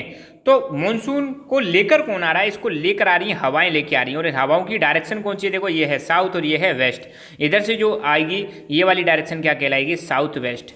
तो मानसून जो है, मानसून विंड्स हैं वो किधर डायरेक्शन से चल रही हैं, साउथ वेस्ट डायरेक्शन से चल रही हैं, इसीलिए इस मानसून का नाम दे दिया साउथ वेस्ट मानसून। और साउथ वेस्ट मानसून जब आता है ना तो बरसात होती है इंडिया में, बहुत ज़बरदस्त बरसात होती है। तो इसकी शुरुआत पहले साउथ इंडिया से होती है, फिर धीरे धीरे ऊपर बढ़ता है और नॉर्थ इंडिया में भी बरसात होती है। तो यहाँ पर भी मानसून लाने में किसका रोल है, ये विंड का रोल है। तो हवाएं जो मानसून लेकर आती हैं उनको हम क्या बोलते हैं, मानसून विंड्स होते हैं, मानसून विंड्स बोलते हैं। मगर ये जो मानसून विंड्स होती है ना, ये सीजनल विंड्स होती हैं। कैसी विंड्स होती हैं, सीजनल। ये मतलब जब रेनी सीजन आएगा तब इधर डायरेक्शन में चलेंगी, रेनी सीजन गया तो फिर ऐसी डायरेक्शन में चलने लग जाती हैं। तो इनकी जो डायरेक्शन है मानसून विंड्स की वो क्या होती रहती है, सीजन के अकॉर्डिंग चेंज होती रहती है, इसलिए इनको सीजनल विंड्स बोलते हैं। और सीजनल विंड्स को ही हम बोलते हैं monsoon winds. These winds change their direction in different season. ये जो विंड्स होती है मानसून विंड्स, इनकी जो डायरेक्शन है, दिशा है, वो लगातार तो तो ये जो मानसून विंड्स हैं इनकी अलग अलग सीजन में डायरेक्शन क्या हो जाती है, चेंज हो जाती है। समर सीजन की अगर बात करें, गर्मियों के टाइम की बात करें, तो during summer season these winds move from ocean to land for 6 month and causes summer monsoon. जब समर सीजन आता है ना तो ये हवाएं किधर चलती है, ये ओशन है, ये है लैंड, ओशन से लैंड की तरफ चलती हैं और इनको हम बोलते हैं साउथ वेस्ट मानसून विंड्स। और इसकी वजह से क्या होता है, समर मानसून आता है। In most part of the India rain is provided by south west monsoon. जब हवाएं इधर डायरेक्शन से चलती है ना, ये साउथ वेस्ट डायरेक्शन से, तो इंडिया के ज़्यादातर हिस्सों में क्या होती है, इससे बरसात होती है। एक चीज़ और देखा होगा आपने, हवा का प्रभाव क्या, साइक्लोन। साइक्लोन जब आता है ना तो साइक्लोन क्या है, ओरिजिनेट कहाँ से होता है, ओशन में। ओशन में ऐसे करके मतलब हवाएं चलती हैं सर्कुलर वे में, ठीक है। और ये हवाएं फिर ये मूव करती करती कहाँ तक आती हैं, कोस्टल एरिया में। जैसे अगर मैं यहाँ पर कहूँ सपोज, यहाँ पर कहीं वो आपको क्या दिखेगा, यहाँ पर हवाएं ऐसे रोटेट करने लग गई, ये रोटेट करते करते कोस्टल एरिया में आती है। और कोस्टल एरिया में जब आती है तो ये टकराती है ना, तो यहाँ पर पूरा बहुत ज़बरदस्त नुकसान करती हैं। एक तो भयंकर बरसात होती है, बहुत तेज़ गति से हवाएं चलती हैं, तो मतलब यहाँ पर रहने वाले लोगों को बहुत ही ज़्यादा दिक्कत होती है, बहुत ज़्यादा बिल्डिंग्स गिर जाती हैं और मतलब कम्युनिकेशन लाइंस टूट जाती हैं, तो इनसे भी नुकसान होता है। तो यहाँ पर आप देख रहे हो ना, हवाओं का दूसरा रूप देख रहे हो, साइक्लोन के रूप में, ठीक है। तो जो इर्रेगुलर जो विंड्स होती हैं उनको हम क्या बोलते हैं, साइक्लोन बोलते हैं, ठीक है। तो winds of uneven speed are called irregular winds. अलग अलग स्पीड की जो विंड होती है उनको इरेगुलर विंड्स बोलते हैं। इस साइक्लोनिक विंड, साइक्लोन मतलब चक्रवात, चक्रवात वाली जो हवाएं होती हैं वो किसका एग्जाम्पल है, इरेगुलर विंड्स का ही एग्जाम्पल है। In cyclonic wind movement of wind is on a circular path around the centre. अब देखो साइक्लोनिक विंड्स में क्या होता है, ऐसे एक सेंटर होता है और यहाँ इसके चारों तरफ ऐसे विंड कैसे मूव करती हैं, सर्कुलर पाथ में मूव करती हैं। तो ये जो सेंटर होता है इसको हम बोलते हैं आई, और ये पूरा की पूरा जो सिस्टम है इसको हम बोलते हैं साइक्लोन। और जब ये ऐसे करके तेज गति से विंड्स घूमती हैं और जब ये कोस्टल एरिया में हिट करती हैं तो बहुत ज़्यादा क्या करती हैं, नुकसान करती हैं कोस्टल एरिया में, ठीक है। तो ध्यान रखना, साइक्लोनिक विंड में जो मूवमेंट है विंड का वो एक सर्कुलर पाथ में होता है, किसके अराउंड, सेंटर के अराउंड, सेंटर के चारों तरफ। A low pressure area on the centre create cyclone around it. अगर इस मत देखो यहाँ पे जो सेंटर दिखा रखा है, यहाँ पर प्रेशर का एरिया कैसा होता है, लो प्रेशर एरिया होता है। इसके बाहर कैसा प्रेशर एरिया होता है, हाई प्रेशर वाला एरिया होता है। तो विंड क्या करेगी, हाई प्रेशर से किधर मूव करेगी, लो प्रेशर की तरफ मूव करेगी। और ऐसे करके विंड क्या करने लगती हैं, सर्कुलेशन में आ जाती हैं और ऐसे घूमने लग जाती हैं और यही चीज़ बन जाती है क्या, साइक्लोन बन जाती है। ध्यान रखना, ठीक है। तो लो प्रेशर एरिया क्रिएट हो जाता है सेंटर में, जिसकी वजह से क्या होता है, साइक्लोन बनता है। और इसका जो सेंटर होता है साइक्लोन का उसको हम आई बोलते हैं, साइक्लोन का जो सेंटर होता है उसको हम आई बोलते हैं। और इसी सेंटर के चारों तरफ हवाएं सर्कुलर पाथ में चलती हैं। Cyclone causes sudden changes in weather. जैसे ही साइक्लोन आते हैं तो वेदर मतलब मौसम में अचानक बदलाव आ जाते हैं, हवाएं चलने लग जाती हैं तेज गति की, बहुत इतनी तेज गति की कि पेड़ भी टूट टूट कर गिरने लग जाते हैं, भयंकर बरसात होने लग जाती है, ठीक है। तो cyclone causes heavy rainfall accompanied by the thunder and lighting. आंधी तूफान, बिजली चमकने लग जाती है, ये सारी चीज़ आती हैं जब हवाएं इरेगुलर रूप से चलती हैं और साइक्लोन जब आता है। ये चीज़ आप ध्यान रखना, ठीक है। तो यहाँ पे ये साइक्लोन भी हुआ। तो भारत में आपको पता है साइक्लोन आते हैं और टीवी पर, अखबार में ये सारी न्यूज़ आपको देखने को भी मिलती हैं। यहाँ पे एक छोटी सी इन्फॉर्मेशन है, हमारा क्लास 10 साइंस आरबीएसई का पूरा की पूरा हमने सिलेबस अपलोड कर रखा है। कहाँ पर अपलोड कर रखा है, क्लास 10 साइंस का एक कोर्स बना दिया हमने। हमारी लकी एजुकेशन ऐप आ चुकी है, प्ले स्टोर से डाउनलोड करें और इस कोर्स को आप जल्दी से जल्दी अवेल करें। बहुत सारे कोर्स के फीचर्स हैं, इनको देखें, इन्जॉय करें कोर्स को। तब तक खुश रहो, मिलते हैं नेक्स्ट वीडियो में, तब तक के लिए धन्यवाद। Hello my dear friends, welcome to lucky education. और आज हम देखेंगे स्ट्रक्चर ऑफ अर्थ का लास्ट लेक्चर, और चैप्टर नंबर ये हमारा 15 का लास्ट लेक्चर होगा, लेक्चर नंबर 8। हम पढ़ रहे हैं जनरल साइंस और क्लास 10 राजस्थान बोर्ड। तो शुरुआत करते हैं। आज हम देखेंगे पानी के बारे में, वाटर से रिलेटेड चीज़ें भी देखेंगे, ठीक है। तो सबसे पहले हम देखेंगे हाइड्रो पावर। हाइड्रो पावर का मतलब क्या है, हाइड्रो का मतलब वाटर। जब भी वर्ड आप हाइड्रो सुनो, हाइड्रो का मतलब क्या होता है, वाटर। एक्वा का मतलब भी क्या होता है, वाटर होता है। ये चीज़ आप ध्यान रखना। अब पानी की पावर से क्या मतलब है यहाँ पे, अब देखो पानी में भी बहुत शक्ति होती है, जैसे हमने देखी थी हवा में शक्ति, विंड कुछ भी कर सकती है।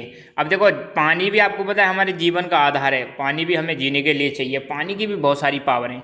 एक चीज़ तो आपने बहुत ज़्यादा सुनी होगी, हाइड्रो पावर या हाइड्रो इलेक्ट्रिसिटी। क्या सुनी होगी, हाइड्रो इलेक्ट्रिसिटी। हाइड्रो इलेक्ट्रिसिटी क्या है, पानी से जो बिजली बनती है उसको हम क्या बोलते हैं, हाइड्रो इलेक्ट्रिसिटी बोलते हैं। ठीक है, तो पानी की पावर का मतलब क्या, पहले हम देख लेते हैं बुक में क्या दे रखा है। The power of flowing water can be seen in river. अगर पानी की पावर आप लोग को देखनी है तो नदी में जाकर देखिए। अगर पानी की पावर आपको देखनी है तो फिर बरसात में देखिए, बाढ़ में देखिए। ठीक है, पानी की पावर आपको देखनी है तो कहाँ पर देखिए, आप झरनों में देखिए, जो आपके वाटरफॉल्स होते हैं, तो पानी की पावर वहाँ पे आपको पता चलेगी।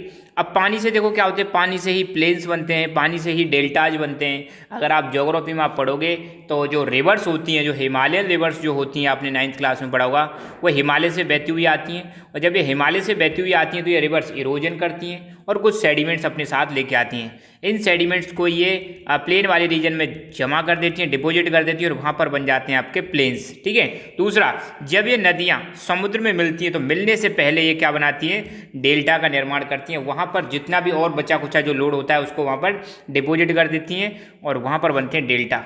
ठीक है, तो जैसे आपको सुना होगा कि वर्ल्ड का सबसे बड़ा जो डेल्टा है वो भी सुंदरबन डेल्टा है, जिसको गंगा और ब्रह्मपुत्र रिवर्स बनाती हैं। ठीक है, तो ये वाली चीज़ तो रही यहाँ पे पानी की पावर।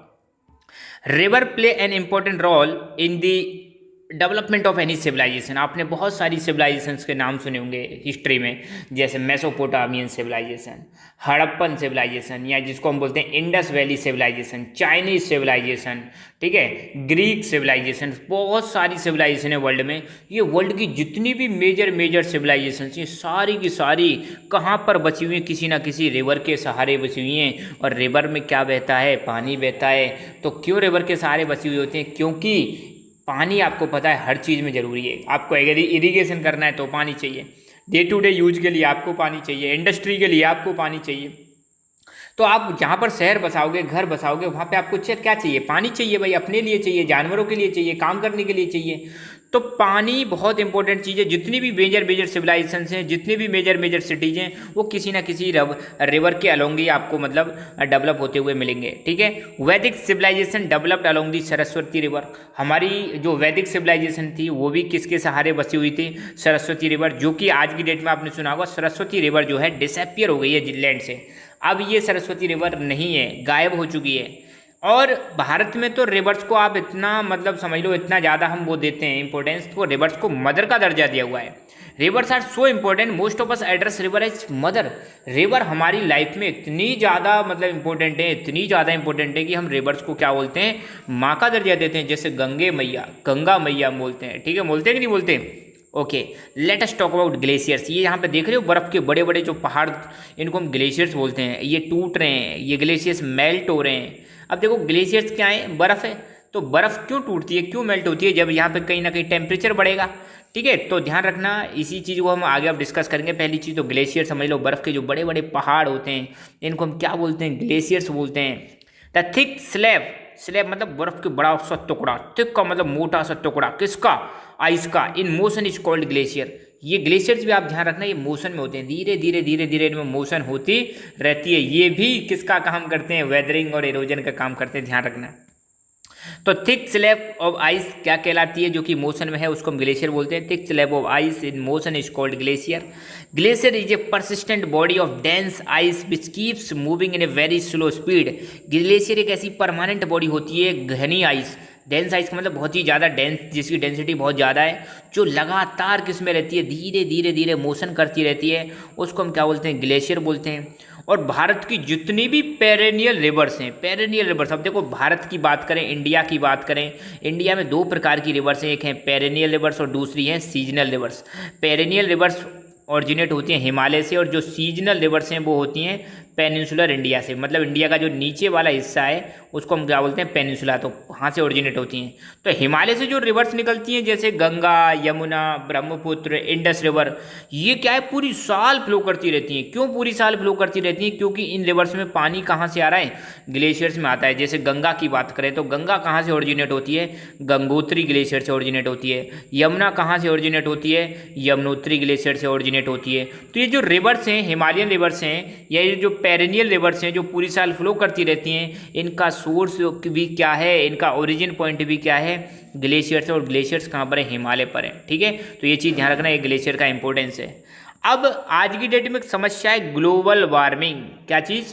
Global warming. ग्लोबल का मतलब, ग्लोब का मतलब पृथ्वी, अब वार्मिंग मतलब पृथ्वी का गर्म होना। अब सोचो जब पृथ्वी गर्म होगी तो ये ग्लेशियर्स क्या होंगे? मेल्ट होंगे। और जब ग्लेशियर्स मेल्ट होंगे तो पानी कहाँ पे आ जाएगा? ओशन में आ जाएगा। ओशन का लेवल बढ़ेगा। अब सोचो यहाँ पर रहने वाले जीव जंतुओं का क्या होगा? बहुत बड़ी समस्या आने वाली है। Sorry for the interruption. तो हम कहाँ चल रहे थे? Effect of global warming on the glaciers. अब ये जो ग्लोबल वार्मिंग है, देखो ध्यान देना, ग्लोबल वार्मिंग का मतलब क्या है? The average temperature of earth, the average temperature of earth is increasing due to greenhouse gases, this is called global warming. अब देखो बेटा, यहाँ पे 2-3 चीज़ आ गई, ग्रीन हाउस गैस आ गई और ग्लोबल वार्मिंग आ गई। अब समझो बेटा क्या कहानी कहना चाह रहा हूँ। ये अपनी पृथ्वी है, ये अपनी क्या है? पृथ्वी। और ये मान लो एटमॉस्फेयर है पूरा, यहाँ तक क्या है? एटमॉस्फेयर। और ये मान लो, अब यहाँ एटमॉस्फेयर में क्या होता है? अब समझना, सन की रेज आती हैं, सन की रेज पृथ्वी पर आती हैं, सन की रेज पृथ्वी पर आती हैं। अब एटमॉस्फेयर में कुछ गैसेस ऐसी पाई जाती हैं जिनको हम बोले ग्रीन हाउस गैसेस। यहाँ पे मान लो ग्रीन गैस, मैं ग्रीन दे देता हूँ, हालांकि ग्रीन नहीं होती है। तो यहाँ पे कुछ ग्रीन हाउस गैसेस हैं। कैसी गैसेस हैं? Green house gas. अब ग्रीन हाउस गैसेस की खासियत क्या होती है? ये सन से आने वाली रेज को, ये सन से आने वाली रेज को आने तो देती हैं, मगर जैसे ही सन की रेज वापस जाएंगी तो इनको ट्रैप कर लेती हैं। ट्रैप मतलब फंसा लेती हैं, जाने नहीं देती हैं। अब सुनो, दोबारा मैं बता रहा हूँ, ग्रीन हाउस गैसेस ऐसी गैसेस होती हैं जो सन से आने वाली रेज को आने तो देती हैं, कहती हैं भैया आ जाओ, मगर जैसे ही ये वापस जाती हैं एटमॉस्फेयर में तो जाने नहीं देती, ट्रैप कर लेती हैं, रोक लेती हैं। तो इससे क्या होगा? इससे ये होगा कि पृथ्वी का टेम्परेचर क्या होगा? बढ़ जाएगा। जनरली क्या होता है? गैसेस सन से हीट आती है और ये वापस चली जाती है। आने वाली हीट को हम इंसोलेशन बोलते हैं, जाने वाली जो हीट है इसको हम बोल देते हैं टेरेस्ट्रियल रेडिएशन। मगर ग्रीन हाउस गैसेस क्या करती हैं? जो अर्थ से वापस जो रेडिएशंस निकलती हैं उनको क्या कर लेती हैं? ट्रैप कर लेती हैं, जिसकी वजह से अर्थ का टेम्परेचर बढ़ रहा है। और अर्थ का टेम्परेचर बढ़ना ही क्या कहला रहा है? ग्लोबल वार्मिंग कहला रहा है। अब जब ग्लोबल वार्मिंग होगी तो ग्लेशियर्स मेल्ट होंगे, और जब ग्लेशियर्स मेल्ट होंगे तो सी का लेवल बढ़ेगा, और जब सी का लेवल बढ़ेगा, समुद्र का लेवल बढ़ेगा, तो समुद्र के आसपास जो कोस्टल एरिया में लोग रहेंगे उनका डूबने का खतरा बढ़ जाएगा। कोस्टल एरिया का डूबने का खतरा बढ़ जाएगा। और हमारी प्राचीन सिटी द्वारका वो भी सबमर्ज हो चुकी है, डूब चुकी है, किसमें? पानी में। ठीक है, आज की डेट में ग्लोबल वार्मिंग होने की वजह से ये हो गया है कि जो ग्लेशियर्स के बनने की जो दर है वो क्या हो गई है? कम हो गई है पिघलने की दर से। Due to global warming, glaciers are melting and rate of melting of glaciers is more than rate of glaciers formation। आज की डेट में ग्लेशियर्स बन कम रहे हैं, पिघल ज़्यादा रहे हैं। तो एक दिन ऐसा आएगा ग्लेशियर जब पिघलने लगे ना पूरी तरह से, तो जो ओशन का लेवल है वो बहुत ज़्यादा बढ़ जाएगा। और जब ओशन का लेवल बहुत ज़्यादा बढ़ेगा तो पानी आसपास के इलाकों में जाएगा, और आसपास के इलाकों में रहने वाले जीव जंतु लोग अपने जो हैं वो सारे के सारे क्या हो जाएंगे? डिस्ट्रॉय हो जाएंगे। पानी आएगा, फ्लडिंग होगी, बाढ़ आएगी। तो आप देखो जान माल का नुकसान होता है, आसपास के रहने वाले लोग उनको नुकसान होगा, जान जाएंगी, बहुत सारी समस्याएं होंगी।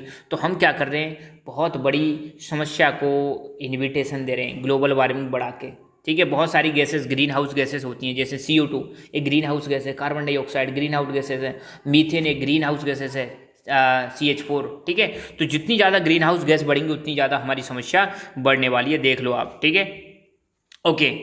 तो यहाँ पर तो कुछ वार्म करंट और कोल्ड करंट बता रखी हैं। अब देखो हम पानी की बात कर रहे हैं। अब ओशन वाटर जो रहता है ना, ओशन वाटर में पानी क्या एक पर्टिकुलर डायरेक्शन में जैसे इधर फ्लो कर रहा है, पानी की जो एक पर्टिकुलर डायरेक्शन में फ्लो करता है इसको हम बोलते हैं वाटर की जो करंट बोलते हैं, water current.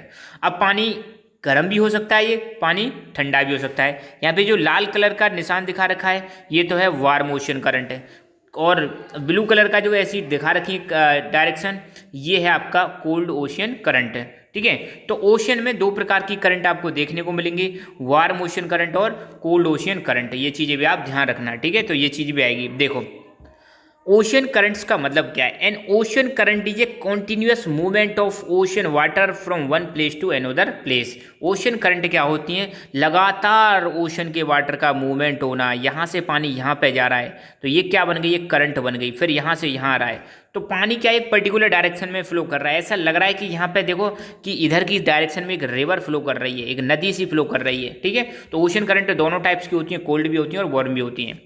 Ocean current are created by wind, इनको क्रिएट करने वाला कौन होता है? विंड। सिंपल सी बात है, पानी जो बहेगा उसको ले जाने वाला कौन है? विंड है। वाटर का टेम्परेचर, वाटर के टेम्परेचर की वजह से भी ओशियन करंट क्रिएट होती है, और ग्रेविटी ऑफ मून, मून के ग्रेविटेशनल फोर्स की वजह से भी ओशियन करंट क्रिएट होती है। तो ध्यान रखना, क्वेश्चन आ सकता है what do you mean by ocean current. तो ओशियन करंट क्या होती है तो आपको बताना है। And ocean current is a continuous movement of ocean water from one place to another place. What causes ocean currents, question दूसरा आ सकता है 1 नंबर का, तो आपको बताना है ओशियन करंट्स आर क्रिएटेड या caused by wind, water temperature और ग्रेविटी ऑफ मून। ठीक है। Ocean currents like is like a river flowing in a ocean in certain direction. Ocean current कुछ ऐसी लगती है कि मान लो कोई रिवर एक पर्टिकुलर डायरेक्शन में फ्लो कर रही है। ओशियन करंट्स का महत्व क्या है? What are the importance of ocean currents, question ऐसे भी आ सकता है, या what is the significance of ocean currents. तो महत्व देखते हैं। देखो, वार्म ओशन करंट की place warm and cold ocean current की प्लेस ओल्ड। देखो, जहाँ पर गर्म ओशन करंट चलेंगी, गर्म ओशन करंट चलेंगे तो ये जो एरिया रहेगा आसपास का गर्म रहेगा, जहाँ पे कोल्ड ओशन करंट चलेंगी वो एरिया कैसा रहता है? ठंडा रहता है। ये चीज़ आप ध्यान रखना। Wind flowing through warm current region carry moisture and causes rainfall. अब देखो, अब ये पानी है, अब पानी में वार्म ओशन करंट चल रही है, तो यहाँ पे क्या होगा? अगर यहाँ से विंड चलती है तो पानी गर्म है, तो यहाँ पे एवोपरेशन ज़्यादा होगा, और विंड जब जाएगी यहाँ से तो एवोपरेशन साथ में लेके जाएगी, और जब ये विंड कहीं पर जाकर टकराएगी किसी पहाड़ वाड़ से तो फिर ये ऊपर जाएगी और क्या बनाएगी? क्लाउड्स बनाएगी। तो ठीक है, जिसकी वजह से क्या होती है? रेनफॉल होती है। ये चीज़ भी आप ध्यान रखना। तो अगर कहीं पर वार्म ओशन करंट है और वहाँ पे क्या होगा? अगर हवा चल रही है तो वो हवा मॉइस्चर को ले जाएगी और क्या क्रिएट कर देगी? और रेनफॉल हो सकता है उस हवा की वजह से। ठीक है। तो जहाँ पर गर्म पानी है वहाँ से हवा जाएगी, हवा जाएगी तो मॉइस्चर ले जाएगी, और यही मॉइस्चर किसका कारण बनती है? रेनफॉल का कारण बनती है। अच्छा, जहाँ पर कोल्ड ओशन करंट और हॉट ओशन करंट है, वार्म ओशन करंट और कोल्ड ओशन करंट मिल जाती है, जहाँ पर ध्यान रखना बहुत इंपॉर्टेंट चीज़ है। जैसे मान लो यहाँ पे ये है वार्म ओशन करंट है और यहाँ पर है ये वाली कोल्ड ओशन करंट है, तो जहाँ पर कोल्ड और वार्म ओशन करंट मिलती हैं, जैसे यहाँ पे और यहाँ पे मिल रही हैं, वो जो जगह होती है ना वो होता है waste fishing ground.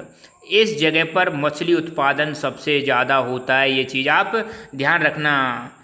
The places where warm and cold ocean currents are meets are best fishing ground, सबसे अच्छे फिशिंग ग्राउंड होते हैं। यहाँ पर मछली उत्पादन भी बहुत ज़्यादा होता है। Ocean current influence navigation of ships, life of sea creature. Ocean current की वजह से नेविगेशन शिप्स के मतलब चलाने में उनमें भी मतलब प्रभाव पड़ता है, और साथ में सी क्रिएचर्स की भी लाइफ, सी क्रिएचर्स का मतलब समुद्र में रहने वाले जीव जंतुओं की लाइफ पर भी क्या पड़ता है? प्रभाव पड़ता है। ठीक है, ये चीज़ भी आप ध्यान रखना। अब हम बात करेंगे टाइड्स।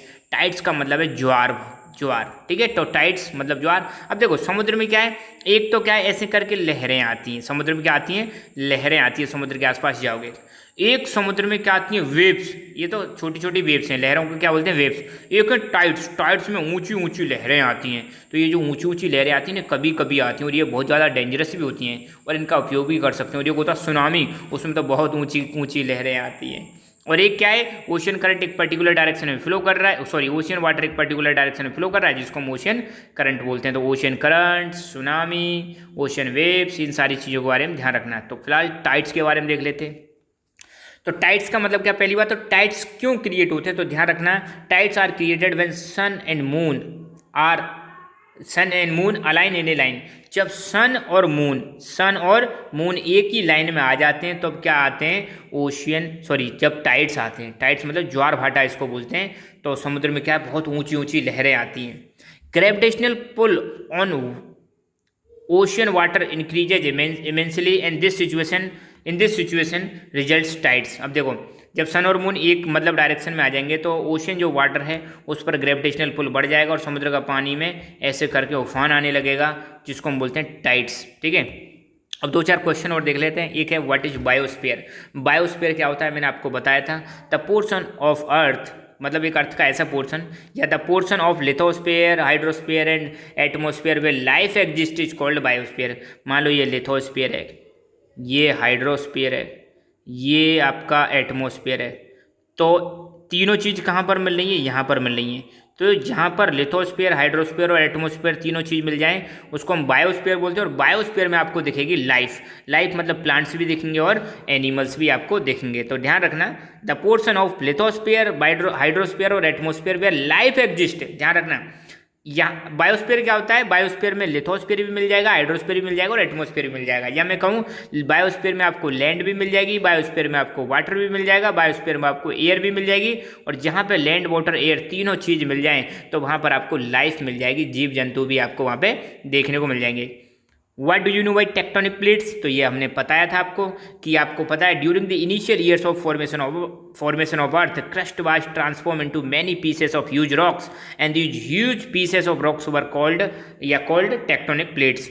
जब अर्थ जब बनी थी तो अर्थ के जो ऊपर वाला भाग है उसको क्रस्ट बोलते हैं। ये क्रस्ट कई भागों में टूट गई, ठीक है, या कई भागों में ट्रांसफॉर्म हो गई। यही जो ह्यूज पीसेस थे रॉक्स के, इन्हीं को हम क्या बोलते हैं, टेक्टोनिक प्लेट्स बोलते हैं। और ये टेक्टोनिक प्लेट्स पर ही कॉन्टिनेंट बसे हुए हैं। ये टेक्टोनिक प्लेट लगातार मोशन में रहती हैं, धीरे धीरे स्लोली मूव करती रहती हैं।